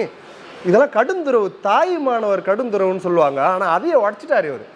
ஃபைனலாக இவர் தான் வந்தார். இவர் காலத்துக்கு முன்னாடி தாயுமானவர் எல்லாரும் சொல்லுவாங்க, தாயுமானவர் மாதிரி கடுந்துறவு கிடையாது, அவ்வளோ பெரிய உண்மையிலே அவர் பெரிய ஆள் தாயுமானவர். அதையே உடச்சி சாப்பிட்டார் பாம்பன் சாமி. இது இன்னும் கடுந்துருவாச்சே, கஷ்டமாச்சு ரொம்ப. குழியில் உட்காந்துட்டாருங்க, சமாதியில் போய் உட்காந்துட்டாரு. 12 மணிக்கு மட்டும் நீ எடுத்துன்னு வந்து ஒரு உருண்டை வை, அதுவும் எண்ணெயிலேருந்து நேற்று வச்சது அப்படியே இருந்ததுன்னா மறுநாள் இருந்து வைக்காதுன்ட்டாரு. அதுவும் போய் உட்காந்துட்டாரு. ஒன்றலையா முதல்லையே மனம், சாமிக்கே மனசு ஒன்றலை தவத்தில். போய் உட்கார்றாரு, கண்ணை மூடி வரல, ஒன்றி வந்து உட்காரல, என்னென்னவோ பண்ணுறாரு. முருகனுடைய பல நாமங்களை சொல்கிறார், பல்வேறு விதமான அவருடைய தோத்திரங்கள் நாமங்கள் எல்லாம் உச்சாடனம் பண்ணினே இருக்கிறார். சாமி பதிவு பண்ணுறாரு இன்னும் பல மேட்ரு. அப்பா முதல் நாள் பெரிய பாம்பு வருதான். இப்போ நம்மளே உள்ளகிறோம், இங்க இருக்கும்போது இத்தனை பேர் மத்தியில் வந்தாலும் எல்லாரும் துண்டை காண துணி ஓடிடும். குழியில் அவர் வண்டி தான் இருக்கிறாரு. பாருங்க, எழுப்புறதுக்கெல்லாம் முதல்ல கை வலிக்கும், அதிலே எழுந்துருவோம், கால் வலிக்கும், தண்ணி தாக்கம் எடுக்கும். இதெல்லாம் வந்து நம்மளுடைய வினைகள் வந்து எழுப்புறதுக்கு முயற்சி செய்யும். சாமி தன் உடலால் என்ன நடந்தாலும் அதை மெயின்டைன் பண்ணினார். இவனுக்கு வேற வேலை ஆகாது பழகுது, எங்கே ஒரு பாம்பு அனுப்பி விடலாம் அப்படின்னு ஒரு பாம்பு அனுப்பி விடுறாங்க. பாம்பு வந்து குழியில் இறங்கி அவர் மேலே அப்படி வந்து ஒராசின்னு அப்படியே ஏறுது. அவரே செட்டப் பண்ணுறாரு, முருகனுடைய நாமத்தை சொல்லிங்கன்னு அப்படியே இருக்கிறாரு. எழுந்து வரணும்ல வேற யாருன்னா. அப்போ எவ்வளோ கடியை தவம் பாருங்க. முதல் நாள் பாம்பு வருது, வந்து ஏறி அப்படி போகுது. டே யாருறாங்க, பாம்பு வந்துச்சுரா அப்படின்னு வாரா, எதுவும் சொல்லலையே. சாமிகள் அப்படியே இருக்கிறாங்க. பாம்பு வந்து ஏறி அப்படி போகுது. முருகன் முருகன் முருகன் முருகன் முருகன் தான், எந்த நேரமும் முருகன் தான். ஒன்றரை தவம் கூடுறாரு. முதல் நாள் இரவு 6 நாள் இப்படியே 6 நாள், 2ஆவது நாள் 3ஆவது நாள் ஒன்றரை மனசு அப்படியே கொண்டு வராரு. கொஞ்சம் ட்ரை பண்ணுறாரு, ஒன்றாவில் கஷ்டப்படுறாரு சாமி. அப்பா அவருக்கே 6 நாள்ப்பா, நம்மளாம் உட்காந்து என்ன ஒன்றி வரலை, மனசு லயக்கலை, கஷ்டப்படுறார் சாமி. அதெல்லாம் இது பரவாயில்லைங்க, மனசு ஒன்றரை பரவாயில்ல. 1ஆம் நாள்ல இருந்து 6ஆவது நாள் வரை இரவு பேய் வருதுன்றாரு சாமி. பதிவு பண்றாருமா, அப்படியே பதிவு பண்றாரு பாம்பன் சாமிகள். ஆண் பேய் பெண் பேய் ரெண்டும் வந்து என்னை எழுந்துருன்னுது பதிவு பண்ற. கிளம்பு உள்ள இருந்து எழுந்துரு, என்ன பண்ற எழுந்துடுறா அப்படின்னு தான். நான் கூட என்னடா பாம்பன் சாமிகள் பேய் வருதுன்றாருன்னு பார்த்தா அப்படியே காரைக்கால் அம்மையார் சொன்னது இவருக்கு டேலி ஆகுது. காரைக்கால் அம்மையார் மூத்த பதிகத்தில் ஒரு ஆலங்காட்டுக்கு வரும்போது ஒரு பாடல் ஒன்று சொல்லியிருப்பாங்க. அதுலேயும் இவங்க சொல்கிறது இதுவும் மேட் ஆகுது. அடியார்கள் எப்படி அம்மா சொல்லுது, காரைக்கால் அம்மையார் இன்னும் டீட்டெயிலாக சொல்லுது. வந்து நிறுதான் சுடுகாட்டில் பணம் வச்சுட்டு எரிஞ்சிங்க தான். தாய் பேய் குட்டி பேய் ஒன்று தான், குழந்தை பேய். குழந்தை பேய் ஒன்று இருக்குது, அம்மா பேய் ஒன்று இருக்குது. அம்மா பேய் சொல்லுதான் ஏய் அப்படின்னு தான். இந்த குழந்தை பேய் என்ன பண்ணுதான், அம்மையார் பதிவு பண்ணுறது, நான் என் கதை கிடையாது. அந்த எரியிற அந்த பாடியிலேருந்து மை எடுத்து தீட்டுதாங்க அந்த குட்டி பேய். மை எடுத்து தீட்டிங்க தான். அம்மா பேய் சொல்லுதான் ஏய் ஃபுல்லாக எரியறவர்களும் கிட்ட போவாத, மனுஷன் அப்பயும் ஒரு டேஞ்சரான, மொத்தம் எரிஞ்சிச்சான்னு பார்த்துட்டு போ, ஃபுல்லாக எரியறவர்களும் கிட்ட போவாதுன்னா. அவன் அப்படியா அப்படின்ட்டு கல்லு தூக்கி போட்டு பார்க்குதான். அம்மையார் பதிவு பண்ணுது, அப்படியே கல்லு தூக்கி போட்டு பார்க்குதான். அது அந்த அம்மா சொல்லுது இதே மாதிரி பெயின். இவரும் சாமி சொல்றாரு 6 நாட்கள் ஆண் பேய் பெண் பேய் என்று மாறி மாறி வந்து கிளம்பு எழுந்துருன்ட்டு உலாவுதான் சுடுகாடு முழுக்க. பல தொந்தரவா இருக்குது இவருக்கு, உட்கார்ந்து கஷ்டப்படுறாரு உள்ள சாமி. ஆனா கடுமையான வைராக்கியத்தில் திடமா உட்கார்ந்துன்னு முருகனுடைய சடா மந்திர சரவணபவ மந்திரத்தை ஓதி ஓதி ஓதி சொல்லினே இருக்கிறார். அதன் மூலமாக எந்த இதுவும் வரலை. 6ஆம் நாள் இரவு என்ன பண்ணுச்சான், அதையும் சாமி சொல்றாரு. அதை பெருசாக ஒரு அவ்வளோ பனைமரம் ஹைட்டுக்கு ஒரு இது வந்து ஒரு பேய் மாரி வந்து எழுந்துரு, அங்கே என்ன பண்ற அப்படின்னு கபலீகரம் பண்ணுதான். அவ்வளோ தூக்குதான், அப்படியே தூக்கி தொம்முன்னு போடுது, தூக்குது ஆள். அப்படியே எழுந்துரு உள்ள எழுந்துரு, என்ன பண்ற அப்படின்னு அப்படியே கபலீகரம் பண்ணி தூக்குதான். சாமி உள்ள போகும்போது எதுவும் எடுத்து போகல, ஒன்று மட்டும் எடுத்து போனார். எட்டினால் செய்த தண்டம் மட்டும் ஒன்று எடுத்து போயிருந்தார். எட்டி மரத்தினால செய்த ஒரு தண்டம் மட்டும், அதை எடுத்து ஒரு விளாசினாராம். இப்படி சாமி சடாச்சர மந்திரத்தை சொல்லி ஒரு விளாசினா அது உடம்புல போய் வருதுன்றாரு. நம்ம சினிமாவில் பார்க்கறதுலாம் சும்மா கிடையாது. அது இப்படி நான் விளாசினேன், அது உடம்புக்குள்ளே போய் வருது. அப்போ தான் பின்னாடி பதிவு பண்ணுறார், அது வந்து பேய்களுடைய தலைவன் முனி. அது வந்து அவ்வளோ ஹைட்டாக வந்து என்னை கபலீகரம் பண்ணி என்னை கிளம்பு அப்படின்னு சொல்லி தூக்குது. என்ன அப்படி தூக்க முயற்சித்தது. நான் அப்போ வந்து எட்டினால் செய்த தண்டத்தினாலே அதை நான் வந்து விரட்டினேன். அன்றும் என்னை நீ தான் வந்து என்னை காத்தாய் அப்படின்னு சொல்லி வந்து குறிப்பிடுகிறார். அப்படி 6 நாட்கள் இவ்வளோ இடையூறுகளாக நடக்குது.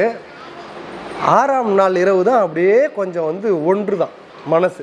அப்போ தான் வந்து அவருக்கு அப்படி மிங்கிளாகி வந்து கொஞ்சம் அப்படியே மீட் ஆகுது, உடம்புல வந்து மிங்கிளாகி அப்படி வந்து சேருது. அப்படிதான் திளைக்கிறார் சாமி. சாமிக்கே 6 நாள் ஆகிடுதுங்க. கண்ணப்பருக்கும் 6 நாள்ல, கண்ணப்பருக்கு 6 நாள் ஆச்சே, எப்படி டேலி ஆகுது பாருங்க. 6 நாள் முழுக்க இது மாதிரி பல பேய் இது மாதிரி தொல்லைகளாலே பல அவதியுறுப்படுகிறார் சாமி. 7ஆம் நாள் 7ஆம் நாள் ஆச்சு, எழுந்துரு அப்படின்றாங்களாம். பிறப்பை ஈமமா நிலன் இருந்து நான் நினைத்த போது அலகை 5 நாள் எனை வளைத்து தேமது விளைத்தக்காள் அவை துரத்தினாய் வளைய ஆவி போல் என்னை அணுகி மேல் வருத்தி என்று எழில் புரிவியத்தனால் விலகவே செய்தை அப்படின்னு பாம்பன் சாமிகளுடைய பாடல் என்ன சொல்றாருன்னா, நிலவலம் தரும் பிறப்பை, பிறப்பன் வலசை அந்த ஊரை குறிப்பிடுகிறார். அந்த பிறப்பன் வலசை என்ற ஊரை சொல்றார். ஈம மாநிலம், ஈம மாநிலம்னா ஈம சடங்கு செய்யற இடம் எது? சுடுகாடு. சுடுகாடு. ஈம மாநிலம் இருந்து நான், அதுக்குள்ள இருந்து நான் நினைத்த போது அலகை, அலகைனா பேய், சாமி பதிவு பண்றாரு, நான் சும்மா சொல்லல பாருங்க. அலகை 5 நாள் எனை வளைத்து தேமது விளைத்தக்கால், 5 நாள் ஆண் பேய் பெண் பேய் வந்து மாறி மாறி அவரை டிஸ்டர்ப் பண்ணுது. 6ஆவது நாள் தான் சொல்றாரு, வளைய ஆவி போல் என்னை அணுகி மேல் வருத்தி, தூக்குதான் சாமியே அலேக்கா அப்படி தூக்கி மேல் வருத்தி அணுகி என்று எழில் புரி வியந்த அப்போ அவருடைய என்ன காப்பாச்சுன்னா, முருகப்பெருமானுடைய சடாச்சர மந்திரத்தை சொல்லி அந்த 8 நாள் அப்படி வீசுறார். அது அப்போ அவர் அலேக்கா தொம்முன்னு போட்டு அதுக்கப்புறம் அது என்னை விட்டு போயிடுது அப்படின்னு சொல்லி தெரிவிக்கிறார். அப்போ 6ஆம் நாள் வந்து மனசு ஒன்றுது. 7ஆம் நாள் இரவு என்ன ஆகுதுன்னா, நீ எழுந்திருக்கலாம் அப்படின்றான். ஆனால் இந்த 6 நாள்களுக்குள்ள என்ன வருதுன்னா, அப்படின்னு ஒரு சத்தம் வருமா, எப்படியே புட புட புட புட புட புட, நம்மளுக்கெல்லாம் ஹெலிகாப்டர் ஞாபகம் வரும். அவருக்கு முருகர் மயிலில் சுற்றுறான். வந்தாச்சு, காட்சி கொடுக்கணும்ல. 6 நாளும் டிப்படப்படப்படப்படப்படப்பான்னு தான் மழை அந்த கொட்டாக்கு மேலே. எதில் மயிலில் வந்தாருன்னு, மயில் பறகுதுன்னா யார் வந்துக்கிறா? இவர் யாரை நோக்கி இருக்கிறாரு? நான் வந்துடுவேன், நீ எழுந்துருன்னு சொல்லணும். எதுவுமே இல்லை, மயில் மட்டும் சும்மா டப்படப்படப்படப்படன்னு பறக்குது. இவருக்கு தெரியுது, உள்ள ஈர்ப்புனால தெரியும் வந்துருக்குது, சாமி வந்துருக்கிறாரு, எல்லாம் தெரியுது. ஆனால் வந்து அவர் சொல்லலை. அதனால் 6 நாளும் இதே மாதிரி டிஸ்டர்ப் ஆகிறாரு. 7ஆவது நாள் வந்து நீ எழுந்து விடலாம் என உத்தரவு வருது.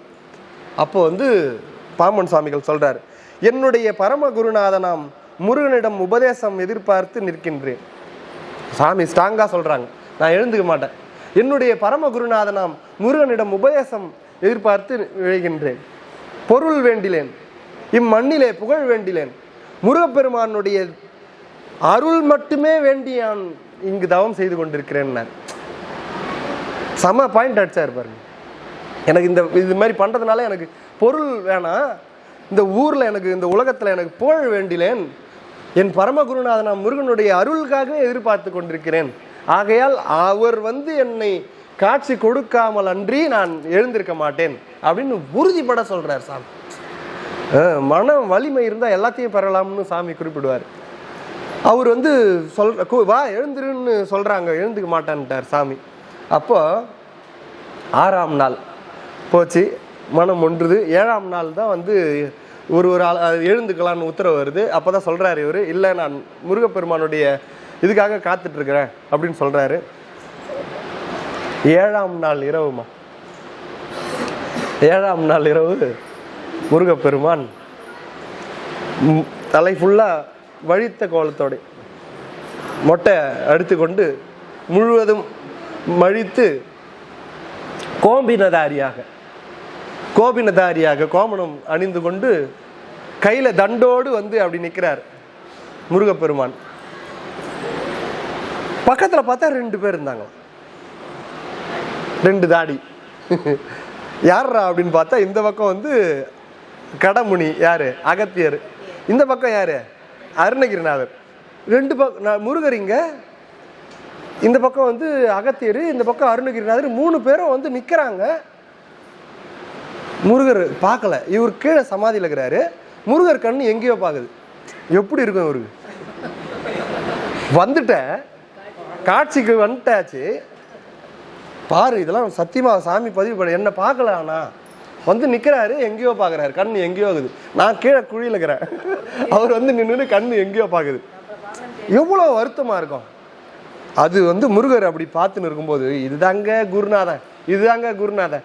பக்கத்துல இருந்து ஒருத்தர் சொல்றாராம், சாமி யார்கிட்ட, முருகர்கிட்ட, சாமி அவர் அற்புதமாக தமிழ் பாடல் செய்பவர், உங்கள் மேல் அனாதி பிரியம் கொண்டவர், உங்கள் மேல் அற்புதமான தமிழ் பாடல்களை செய்தவர்னே திரும்பி பார்த்தாராம். அப்படி அதுக்கு தாங்க குரு வேணும், அப்படி பார்க்க வைக்கிறதுக்கு தாங்க குரு வேணும்.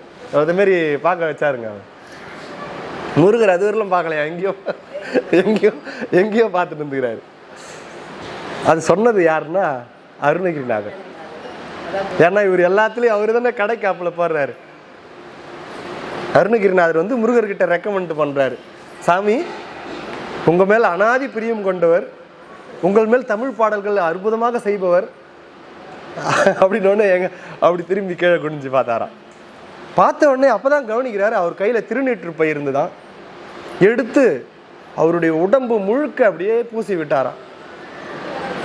முருகர் தன் கையாலே சாமிகளுடைய உடம்பு முழுக்க பூசி விட்டு வலது திருச்செவியில ஒரு உபதேசம், ஒரே ஒரு சொல் சொன்னார். அவர் கண் எதிரிலேயே 3 பேரும் அப்படியே மறைந்தார்கள்.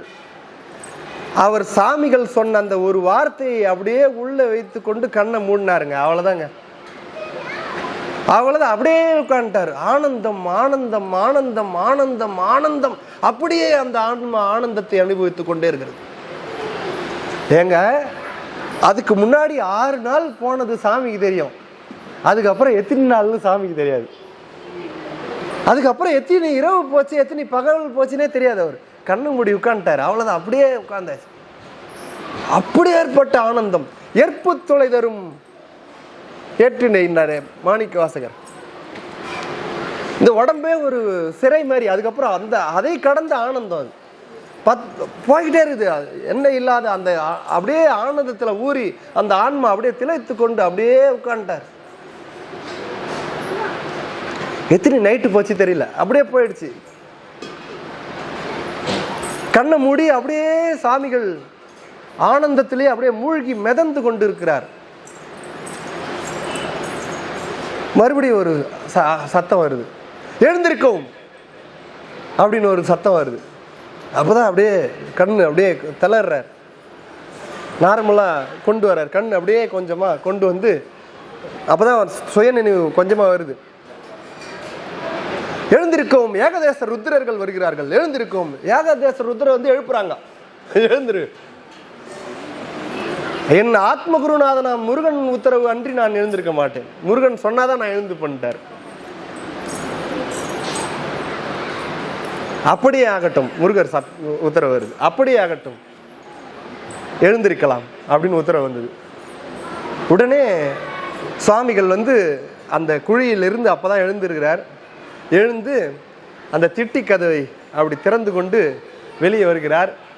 கதிரவன் சந்திரன் அப்படியே அஸ்தமனம் ஆகிறது. விடியற் காலை பொழுது. எத்தனை மணி, எந்த நாள், என்ன கிழமை எதுவும் சாமிக்கு தெரியாது. அப்படியே எழுந்து அப்படி நடந்து வருகிறார். ஒரு 2 பேர் பார்த்தாங்க வழியில. இவருடைய நிலையை பார்த்த உடனே அப்படியே சட்டுன்னு காலில் விழுந்தாங்க. சாமிகள் திருநீர் கொடுத்தார். அப்படியே போனாங்க. இவருடைய சிஷியர்ல ஒருத்தர் வந்து பார்த்துட்டார், வந்துட்டார் சாமின்னு. வந்து காலில் விழுந்தார். விழுந்து கதறி கதறி கதறி அழுகிறார்.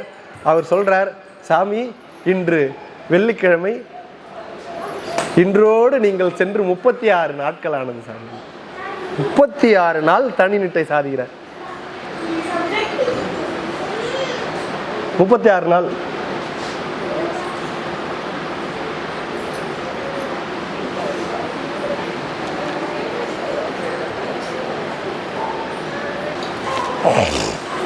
முதல் 6 நாட்கள் தான் சாமிக்கு தெரியும்.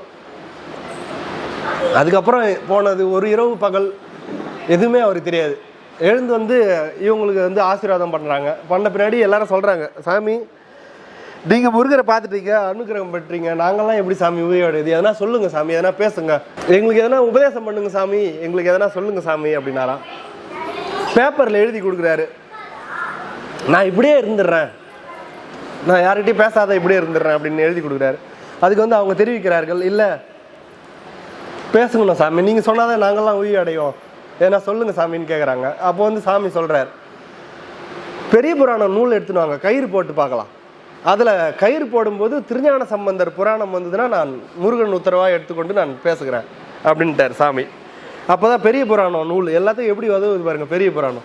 பெரிய புராணம் நூல் எடுத்துகிட்டு வந்து சாமி கயிறு போடுறாரு. அவர் பெருத்தவர்களும் திருஞான சம்பந்தர் தான் முருகர். கயிறு போட்டார், கயிறு சாத்தினார், கரெக்டாக திருஞான சம்பந்தர் புராணம் வந்தது. சாமிகள் பேசினா தானே, அதுக்கு தானே அவர் மட்டும் அந்த இன்பத்தை அடைஞ்சிட்டா. சாமி கயிறு சாத்தினா திருஞான சம்பந்தர் புராணம் வந்தது. அதன் உத்தரவின் பிரகாரம் சாமி வந்து பேசுங்கன்றாங்க, பேச முடியல. ஏங்க 36 நாள் சாப்பாடு இல்லை, தண்ணி இல்லாத வாய் வருமா, வார்த்தை வருமா? அவரால் ஒன்றுமே பேச முடியல. அப்படியே சாமிகள் வந்து மௌனமாக இருந்தார். சாப்பாடு, உறக்கம், தண்ணி இல்லாமல் இறை அனுபூதியினால் எத்தனை நாட்கொண்டோம்லான்னு வாழலாம் என்று சான்று இவங்கெல்லாம் வாழ்ந்துருக்கிறார். இவங்க அதை அனுபவிச்சார். ஏமா சும்மா கட்டுக்கதை கிடையாது. சாமி அவர் பதிவு ரெஜிஸ்டர் பண்ணுறாரு. இப்போ எங்கள் பொன்னம்பல சுவாமிகள் செய்திருக்கிறாங்க, ரெஜிஸ்டர் பண்ணல. எங்கள் குருநாதர் வந்து எழுதி வச்சிருந்தாருன்னா நம்மளுக்கு தெரியும். ஆனால் அவர் பண்ணதை பார்த்து கேட்டு செவி வழி செய்தியாக தான் நம்மளுக்கு பல விஷயங்கள் வருது. பொன்னம்பல சுவாமிகளும் அதே மாதிரி தான் போயிட்டு தண்ணி நிட்டை சாதிக்கினார். நம்ம என்ன பண்ணணும், வைராக்கியத்தோடு இதான் கடைசி பிறவி, இனி நம்மளுக்கு வந்து சாமி பிறவி தரக்கூடாது. ஏன்னா பிறந்த எந்த சூழ்நிலையிலையா எந்த உயர்ந்த நிலையில் நம்ம இப்படி ஒரு எதிர்பார்ப்பு ஒரு லைஃப் வச்சுருக்கோம்னா அந்த லைஃப் நம்மளுக்கு அமைஞ்சாலும் அதுலேயும் ஒரு பிரச்சனை இருக்கும். அதனால் இது எல்லாமே போதும் அப்படின்ட்டு நம்ம தெளிவாகி அந்த வைராக்கியத்தோடு அவர் எப்படி முருகனை பார்த்தே தீருவேன் அப்படின்னு சொல்லி வைராக்கியம் செய்து அதன் பிரகாரம் சாதித்தும் காமிச்சார். கஷ்டங்க, சும்மா இல்லை. தனி நிட்டை சாதிக்கிறது எவ்வளோ திடம், ஆன்ம பலம் வேணும், எவ்வளோ கஷ்டம் தெரியுங்களா? அந்த குழியில் உட்காந்து முதல் நாளே பாம்பு வருது, அதுலேயே பாதி பேர் நம்ம எழுந்துரும். கால் எவ்வளோ நேரம் உட்காந்துருக்க முடியும்? அவர் நீட்டுக்கிற அளவு கூட வசதி செய்ய சொல்லலை. சதுர குழி தான் போடணும். நான் ஒரு ஆள் இறங்கி அதில் கால் மடித்து உட்கார்ற மாதிரி இருந்தால் போதும்னு சொன்னார். அதுக்கு மேலே பெரிய குழியாக கூட இல்லை. அப்போ எப்படி அதில் வந்து 36 நாள் சாப்பிடாம தண்ணி குடிக்காமல் இருந்து சாதித்து முருகனையே பார்த்துருக்கிறாருன்னா எவ்வளோ திடமாக. நம்மள போல எல்லாமே வலி, நம்மளுக்கு என்ன உடம்புல என்ன இருக்கோ எல்லாமே அவங்களுக்கு உண்டு. அதை சாதித்து இருக்கிறார் பாருங்க. அதுதான் அந்த ஆன்ம பலத்துக்கு அவர் சாமிகள் பதிவு செய்கிறார். அவரவருடைய ஆன்ம பக்குவத்தை வளர்த்து கொண்டால் ஆன்ம பலம் தானாக கிடைக்கும். அந்த ஆன்ம பலத்தை வைத்து அவனை பிடிச்சிடலான்றார். ஆனால் நம்மளுக்கு அவ்வளோ திடமாக இருக்குமான்றது தான் கஷ்டம். அந்த திடத்துக்கு கொண்டு வரத்துக்கு தான் நம்ம திருமுறைகள் ஓதுவது. நம்மளுக்கு தோத்திரங்கள் இந்த பவர் என்னதுன்னா கனியை வச்சிரும், உள்ள வந்து நம்மளுக்கு கனியாக்கிடும். அது அப்படியே பாடி பாடி பாடி அந்த இறைவனை அப்படியே உள்வாங்க வாங்க வாங்க மனமானது அப்படியே கனிஞ்சு போயிடும். அதுதான் தோத்திரங்கள் செய்யக்கூடிய பெரிய சாதகம். அது இடையறாது, அதான் அவர் பாம்பன் சாமிகள் சொல்றாரு, எக்காலத்திலும் ஈசனை மறவாதீர்கள் சொல்லிட்டு போனார் இல்லையா? இடையறாது சிவன் கழலை யார் சிந்தித்து கொண்டிருக்கிறார்களோ, இடையறாது சிவன் கழலை யார் சிந்தித்து கொண்டிருக்கிறார்களோ அவர்களுக்கு இப்பிறவியிலேயே சிவன் அருளை தயாராக இருக்கிறான்றார். நன்மையே செய்துன்னு இருக்கானா, இதே பிறவிலே அவனுக்கு நன்மையை காட்டிடு அப்படின்றார் சாமி. சாமியுடைய வினை கொள்கையில இந்த இடத்துல உடைக்கிறாராம். மெய்கண்டார் குறிப்பிடுகிறார். நன்மையே செய்து நிற்கிறானா இந்த பிறவிலே அவனுக்கு நன்மையை காட்டிடணும்னு நினைப்பாராம். தீமையே செய்து நிற்கிறானா இந்த பிறவிலே அவனுக்கு தீமையை காட்டிடு அப்படின்னு செய்திருவாராம். அப்படி இருக்கும்போது யார் ஒருவர் சிவன் கழலையே சிந்தித்து கொண்டிருக்கிறாரோ இந்த பிறவிலே அவனுக்கு முக்தி கொடுத்துருன்னு வரான். மெய்கண்டாருடைய வாக்கு. அந்த கோட்பாடை மையமாக வைத்து இது பிடிச்சார் சாமி. அவர் 1894 தனி நிட்டை சாதித்து 36 நாளில் சாமியை பார்த்து உபதேசம் பெற்றாச்சு. இப்போ அவர் போயிட்டு பேசாத இருக்க போகிறேன்னு சொன்னார். கயிறு சாத்தி பார்த்தார்கள். கயிறு சாத்தின போது திருஞான சம்பந்தர் புராணம் வந்தது. திருஞான சம்பந்தர் புராணம் வந்ததுனால நான் பேசுகிறேன்னு ஒப்புக்கொண்டார். சாமி அப்போ வந்து பேச முடியல. ஏன்னா 36 நாள் சாப்பிடாமல் தண்ணி குடிக்காமல் இருந்ததுனால அவரால் பேச முடியல, சத்து கிடையாது. அதுக்கப்புறம் போதிய உணவுலாம் எடுத்துக்கொண்டு ஓரளவுக்கு இதுவாக்கி 96 வரையிலும் எதுவும் செய்யலை. சாமி அப்பப்போ கண்ணு மூடி உட்காந்துருவாராம், அந்த ஃபீலிங்கோடு இருக்கணும்ன்ட்டு. ஒரு தடவை ஒன்றி வந்து உட்கார்றது தான் கஷ்டம். ஒரு தடவை வந்து ஒன்றிடுச்சுன்னு வச்சுக்கோங்க, அதுக்கப்புறம் நம்ம எங்கே கூப்பிட்றோமோ அங்கே வந்து உட்காந்துருவான் அவன். இந்த முதல் அவரை கூட்டின்னு வந்து அப்படி நம்மளுக்குள்ள செலுத்துறது தான் கடினம். அது முதல் சாமியை கூட்டின்னு வந்து நம்மளோட ஆன்மாவோடு ஒரு தடவை மிக்ஸ் பண்ணிட்டோம்னு வச்சிங்களேன், அந்த ஆனந்தத்தை 2 பேரும் சேர்ந்து அனுபவிச்சுட்டா எங்கெங்கெல்லாம் கண்ணை மூடுறோமோ அங்கே வந்து அந்த அந்த அந்த ஃபீலிங் மறுபடியும். அது போல் சாமிகள் பின்னாடி பல இடத்துல பல தடவை தனி நிட்டை மறுபடியும் உட்காந்துருவாராம். எத்தனை நாள் போகுதுன்னே தெரியாதான், அப்படி கண்ணு மூடி அப்படியே உட்காந்துருவாங்க. 1894 செய்த பின்னாடி அவர் 1923 என்னவோ அது வரையிலும் வாழ்ந்தாங்க. அது வரையிலும் எப்போ நினச்சி கண்ணை மூடினாலும் முருகரும் அவரும் லிங்க் ஆகிடுவாங்க, அப்படியே ஜாயிண்டு அந்த ஆனந்தத்திலே ஊறி உட்காந்துருவார். அப்படி பல தடவை சாமிகள் செய்கிறாங்க. அப்படி இருக்கும்போது சுவாமி வந்து முருகர் வந்து தெரிவிக்கிறார், நான் உனக்கு உபதேசம் பண்ணனே அது உன்னோட போகிறதுக்கா, எல்லாருக்கும் தெரிவிக்குவானா, உன் குருநாதன் தான் அப்படி பண்ணான், நீ இதே வேலை பண்ணிங்கிறியா, அவனே முதுகில் ஒன்று போட்டு போய் சொல்கிறான்னு அனுப்பி விட்டேன், நீ இதே மாதிரி வேலை பண்ணிங்கிற, உனக்கு வண்டியே பார்த்துக்கிட்டா போதுமா, எல்லாருக்கும் சொல்ல வேணா, உனக்கு ஒருவரால் பல பேரை நான் பிடிக்கணும் போ அப்படின்னாராம் முருகர் எவ்வளோ கருணை பாருங்க நம்ம மேலே. அருணகிரிநாதர் முத்தை தரு பத்தி திருநகை பாடிட்டு அப்படியே உட்காந்துட்டாரு திருவண்ணாமலையில். முதுகில் ஒன்று போட்டு நீ தான் போய் பாடணும் போ, இப்படியே பாடிட்டு உட்காந்த, போய் திருப்புகழ் பாடு போ, ஒன்று ஒரு பாட்டு பாடுறதுக்கு அவனை இது பண்ணி விட்டேன் போ அப்படின்னு அனுப்புகிறாரு. அதுக்கப்புறம் தான் வந்து திருப்புகழ் அவ்வளோ பாடல் பண்ணார். இவரு தனி நிட்டை சாதித்து அந்த பேரின்பத்திலே உட்காந்துட்டார். அங்கே உனக்கே நீயே அனுபவிச்சிருந்தா போ எல்லாருக்கும் பாடுன்னு சொல்லி அனுப்பி அதுக்கப்புறம் தான் வந்து 1896 தான் சாமிகள் வந்து தகராலய ரகசியம் என்று சொல்லக்கூடிய ஒரு நூலை செய்கிறார். 1896 எந்த ரகசியம் தகராலய ரகசியம்னா, முருகர் அவர் காதில் சொன்னார் இல்லையா ஒற்றை வார்த்தை, அதை அப்படியே கொடுத்தது தான் தகராலய ரகசியம். பாம்பன் சாமிகள் செய்த தகராலய ரகசியம் என்பது முருகர் என்ன அவருக்கு உபதேசம் அந்த தனி நிட்டை சாதிக்கும் போது அந்த சமாதி குழியில் அவர் காதில் என்ன சொன்னாங்களோ அதை வந்து நூலாக செய்துட்டார். கடினமான நூல் தகராலய ரகசியம், கடினம், மிக கடினம். எப்படி நான் ஒரு வாட்டி ஒரு நூல் எடுத்தோமே ஐயா, அண்ணா நூல் அது ஒழிவில் ஒடுக்கம் ஒரு வாட்டி எடுக்கல, எவ்வளோ ஒரு கடினமான நூல் ஒழிவில் ஒடுக்கம், அதுக்கு தாத்தா நூல் இது. அது ஒழிவில் ஒடுக்கத்துக்கு இது பயங்கரமான டிஃபிகல்ட். ஏன்னா முருகர் வந்து அவர் சொன்ன ஒற்றை வார்த்தைக்கு அவர் 2 நூல் பண்ணார். அதில் மெயின் ஒன்று இது, இன்னொன்று பரிபூரானந்த போதம்னு ஒரு நூல் செய்தார்.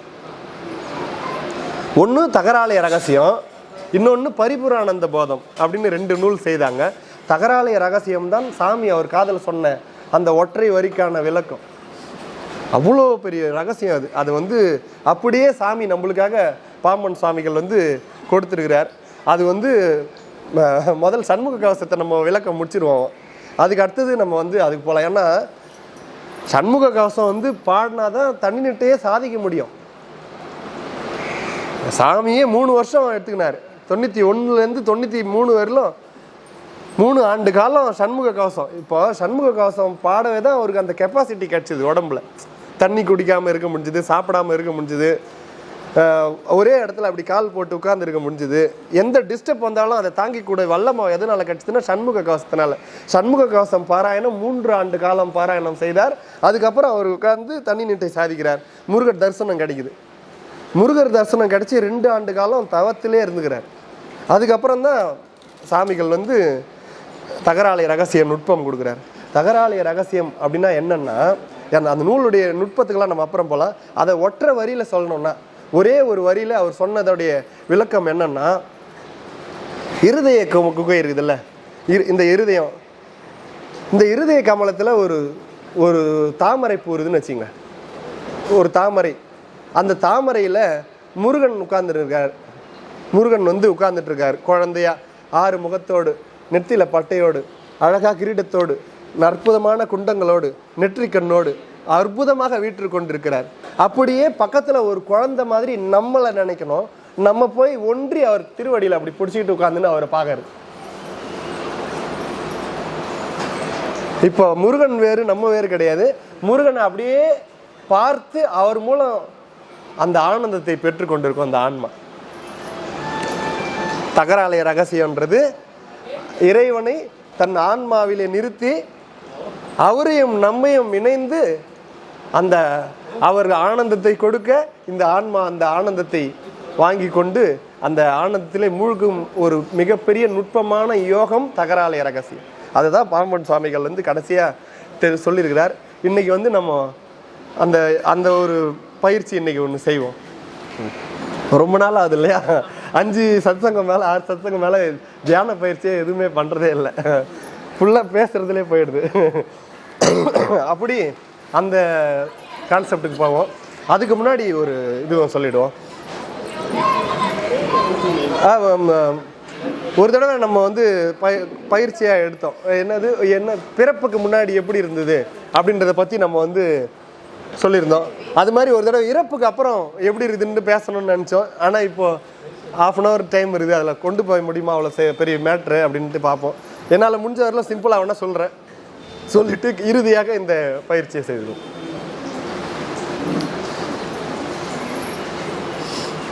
இறப்பு எல்லாருமே ஒரு விஷயத்துக்கு பயப்படுவாங்க. அது எதுன்னா மரணம்.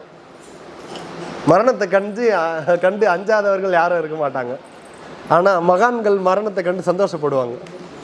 நம்ம தான் வந்து மரணத்துக்குன்னா பயப்படுவோம். இரவு முழுக்க நம்ம வந்து தூங்காமல் இருந்து கஷ்டப்பட்டு நைட்டு முழுக்க தூங்கலை, போராடிக்கிட்டே இருக்கோம், அப்படி இப்படி அலைஞ்சு கொண்டே இருக்கிறோம், ரெஸ்ட்டே கிடையாது. ஒரு நல்ல ஓய்வு எடுக்கிறதுக்கு வாய்ப்பு கிடைக்குதுன்னா அப்போ எப்படி இருக்கும், நம்மளுக்கு எப்படி இருக்கும்? அதோட என்னடா சந்தோஷம், போயிட்டு ஏசி ஆன் பண்ணிக்கிட்டு பெட்டில் படுத்து அப்படி படுத்தா சூப்பராக தூக்கம் வராது, நல்லா நிம்மதியாக ஒரு தூங்கலாம் அப்படின்னு ஒன்று தோணும் இல்லைங்களா? மகான்களுக்கு மரணம் என்பது அப்படிதான் இருக்கும். அலைச்சல் மிச்சம், உலகத்தில் எல்லாமே அதோட அதுக்கப்புறம் ஃபைனல் சந்தோஷம்தான். ஆன்மா வந்து ஆனந்தம். உயிர்ப்பில் இருக்கிறவரில் தான் துன்பம் துயரம். இது நீ நான், நீ என் உறவு நான் ஒரு, நீ மகன் என் தாய், நீ மனைவி மக்கள் பிள்ளை சொந்தம் பந்தம், கடன் கொடுத்தவர் கடன் வாங்கினவர், இவ்வளோ கடன் இருக்குது, இவ்வளோ சொத்து இருக்குது, இவ்வளோ எதுவுமே இல்லை, எங்கள் வீடு இப்படி இருக்குது, நான் அங்கே இருக்கிறேன், எனக்கு பதவி இல்லை, இது எல்லாமே உயிர்ப்பில் இருக்கிற வரையும். மரணத்தில் இதில் எதுவுமே கிடையாது, எல்லாம் ஒன்று, எல்லாமே சமம் அப்படின்ற நிலையில் வந்ததுனால தான் அங்கே இறைவனை சொல்லியாச்சு. நம்மளை ஏன் கூட வைக்கணும் அப்படின்னா, இப்போ தேவார திருவாசகெல்லாம் நம்ம பாடுறோம். நம்ம பாடுறதுனால சாமிக்கு இன்னும் புகழ் கூட்டிடுறதுக்கா பாடுறோம். இப்போ மெரினா கடற்கரையில் 10 லாரி தண்ணி ஊற்றினா இன்னும் அதிகமாக போகுது. என்றைக்கும் கடல் தண்ணி அவ்வளோதான், எவ்வளோ கொண்டு போய் லாரியாக அதில் தண்ணி ஊற்றினாலும் அவ்வளோதான். அதுக்கு இல்லை, நம்ம சாமிக்கு அவருக்கு புகழுக்கு அவர் தெரிய வைக்கிறதுக்கு பாடலை, அவரை புகழ்ந்து பாட தான் நம்மளுடைய சிறுமை நம்மளுக்கு தெரியும். சாமிக்கு நம்ம பாடுறதுனால சாமிக்கு புகழ் ஏறிட போகிறது இல்லை, அவரு என்னைக்கும் ஒரே புகழ் தான். ஆனால் நம்ம பாடுறதுனால நம்மளுக்கு என்னன்னா நம்மளுடைய சிறுமை தெரிய ஆரம்பிக்கும். அவரை புகழ நீ அப்படி இருக்கிறியே சாமி, நான் என்னெல்லாம் பெரிய ஆள் நினச்சிக்கினேன், நீ என்ன கருணை அப்படின்னு சொல்லி அவரை புகழ தான் நம்மளுடைய சிறுமையானது நீங்கும். அதுக்காக தான் அந்த ஆன்றோர்கள்லாம் தோத்திரம் எல்லாம் பாடுறதுக்கு சொன்னார்கள். மெயின் அதுதான் காரணம். இப்போ ஒன்றும் இல்லைம்மா, இப்போ நான் சிவ பூஜை பண்ணுறேன், ஐயா உங்களை மாதிரி சிவ பூஜை பண்ணுறதுக்கு யாரையா அப்படின்னு சொல்கிறாங்கன்னு வச்சுங்க. அந்த வார்த்தைக்கு நான் வந்து இடம் கொடுத்துட்டேன்னு வச்சுங்க. இப்போ நாளைக்கு நான் சிவ பூஜை பண்ணும்போது எனக்கு சிவன் மேலே இன்ட்ரெஸ்ட் போகாது. அந்த அம்மா நம்ம சூப்பராக பூஜை பண்ணுறோன்னு சொல்லிட்டாங்க, இன்னும் நம்ம சூப்பராக பண்ணணும், இப்போ அதை விட இன்னும் சிறப்பாக பண்ணணும்.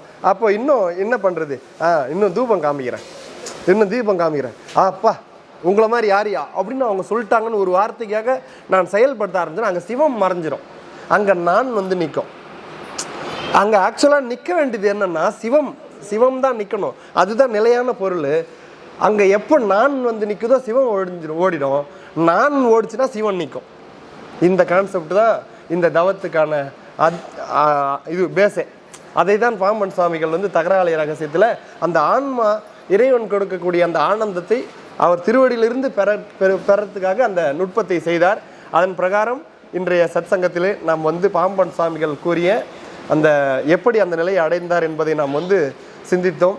அதை கேட்டு நம்மளும், அதாவது அந்த மாதிரிலாம் நம்ம பிறப்பன் வலசையை தேர்ந்தெடுத்து சுடுகாடை தேர்ந்தெடுத்து பள்ளம் தோண்டி 4 நண்பர்கிட்ட சொல்லிட்டு பள்ளம் தோண்டி 4க்கு 4 எடுப்பா அப்படின்னு சொல்லி உள்ளே உட்காந்து பண்ணுற அளவுக்கு வைராக்கியம் நம்ம யாருக்கும் கிடையாது பார்த்துல. அந்த மாதிரிலாம் போகிற அளவுக்கு நம்மளுக்கு எந்த அளவுக்கும் துணிச்சல் கிடையாது. ஏதோ நம்ம லெவலுக்கு ஒரு நாளைக்கு ஒரு தடவையாவது சாமி ஒரு 5 நிமிஷமாவது எங்கள் வீட்டு அறையிலையோ எங்கேயோ நான் போகிற இடத்துலையோ ஏதோ ஒரு அரை மணி நேரமோ 1/4 மணி நேரமோ உட்காந்து உன்னை நான் மனசுலேயே நினைக்கிறேன், அதுக்காக அருளாவது பண்ணு, ஏதோ நம்மளால் முடிஞ்சது நம்ம செய்கிறோம் அப்படின்ற மாதிரி. அதான் மன திருடம் இருந்தால் அனைத்தையும் பெறலாம் என்று பாம்பன் சாமிகள் கூறிய பிரகாரம் நாம் முயற்சி செய்வோம். எல்லா விதமான நலன்களையும் இப்பிறவிலே பெற்று இதே பிறவிலேயே முருகனுடைய திருவடி இறைவனுடைய திருவடியில் இரண்டரை கலக்கலாம். அதாவது மகாதேவன் அப்படின்னா சிவன், முருகன் குமரன் அப்படின்னா முருகரை தனியாக கூப்பிடுற மாதிரி, சங்கர மகாதேவன் அப்படின்றதெல்லாம் சிவன், முருகன் இப்படின்றது இது. சிவம் அப்படின்றோம்ல, சிவம் அப்படின்னா முருகனையும் சிவனையும் ரெண்டும் மிங்கிள் பண்ற ஸ்டேஜ். மகாதேவர்னா சிவனை மட்டும் குறிப்பிடும், முருகன்னா முருகரை மட்டும் குறிப்பிடும். சிவம் அப்படின்னு சொன்னீங்கன்னு வச்சுக்கோங்களேன், சிவம் சிவம் அப்படின்னா அங்க முருகர் வேறு சிவன் வேறு இல்லாதல் மிங்கிளான தத்துவம் அது சிவம் அப்படின்றது. அதை வந்து ரெண்டு பேரும் வேறு கிடையாது, நம்மளுக்கு கிடைக்க வேண்டியது சிவம் திருவடி. அதுதான். ஆகையால் எந்த ரெண்டு எங்கே பிடிச்சாலும் அங்கே வந்து சேர்ந்துருவோம் என்று கூறி எப்படி இன்னைக்கு நிறைவேற்றியாச்சு இந்த தொண்டையாச்சு. அரகர நம பார்வதி பதையே, வெற்றிவேல் முருகனுக்கு.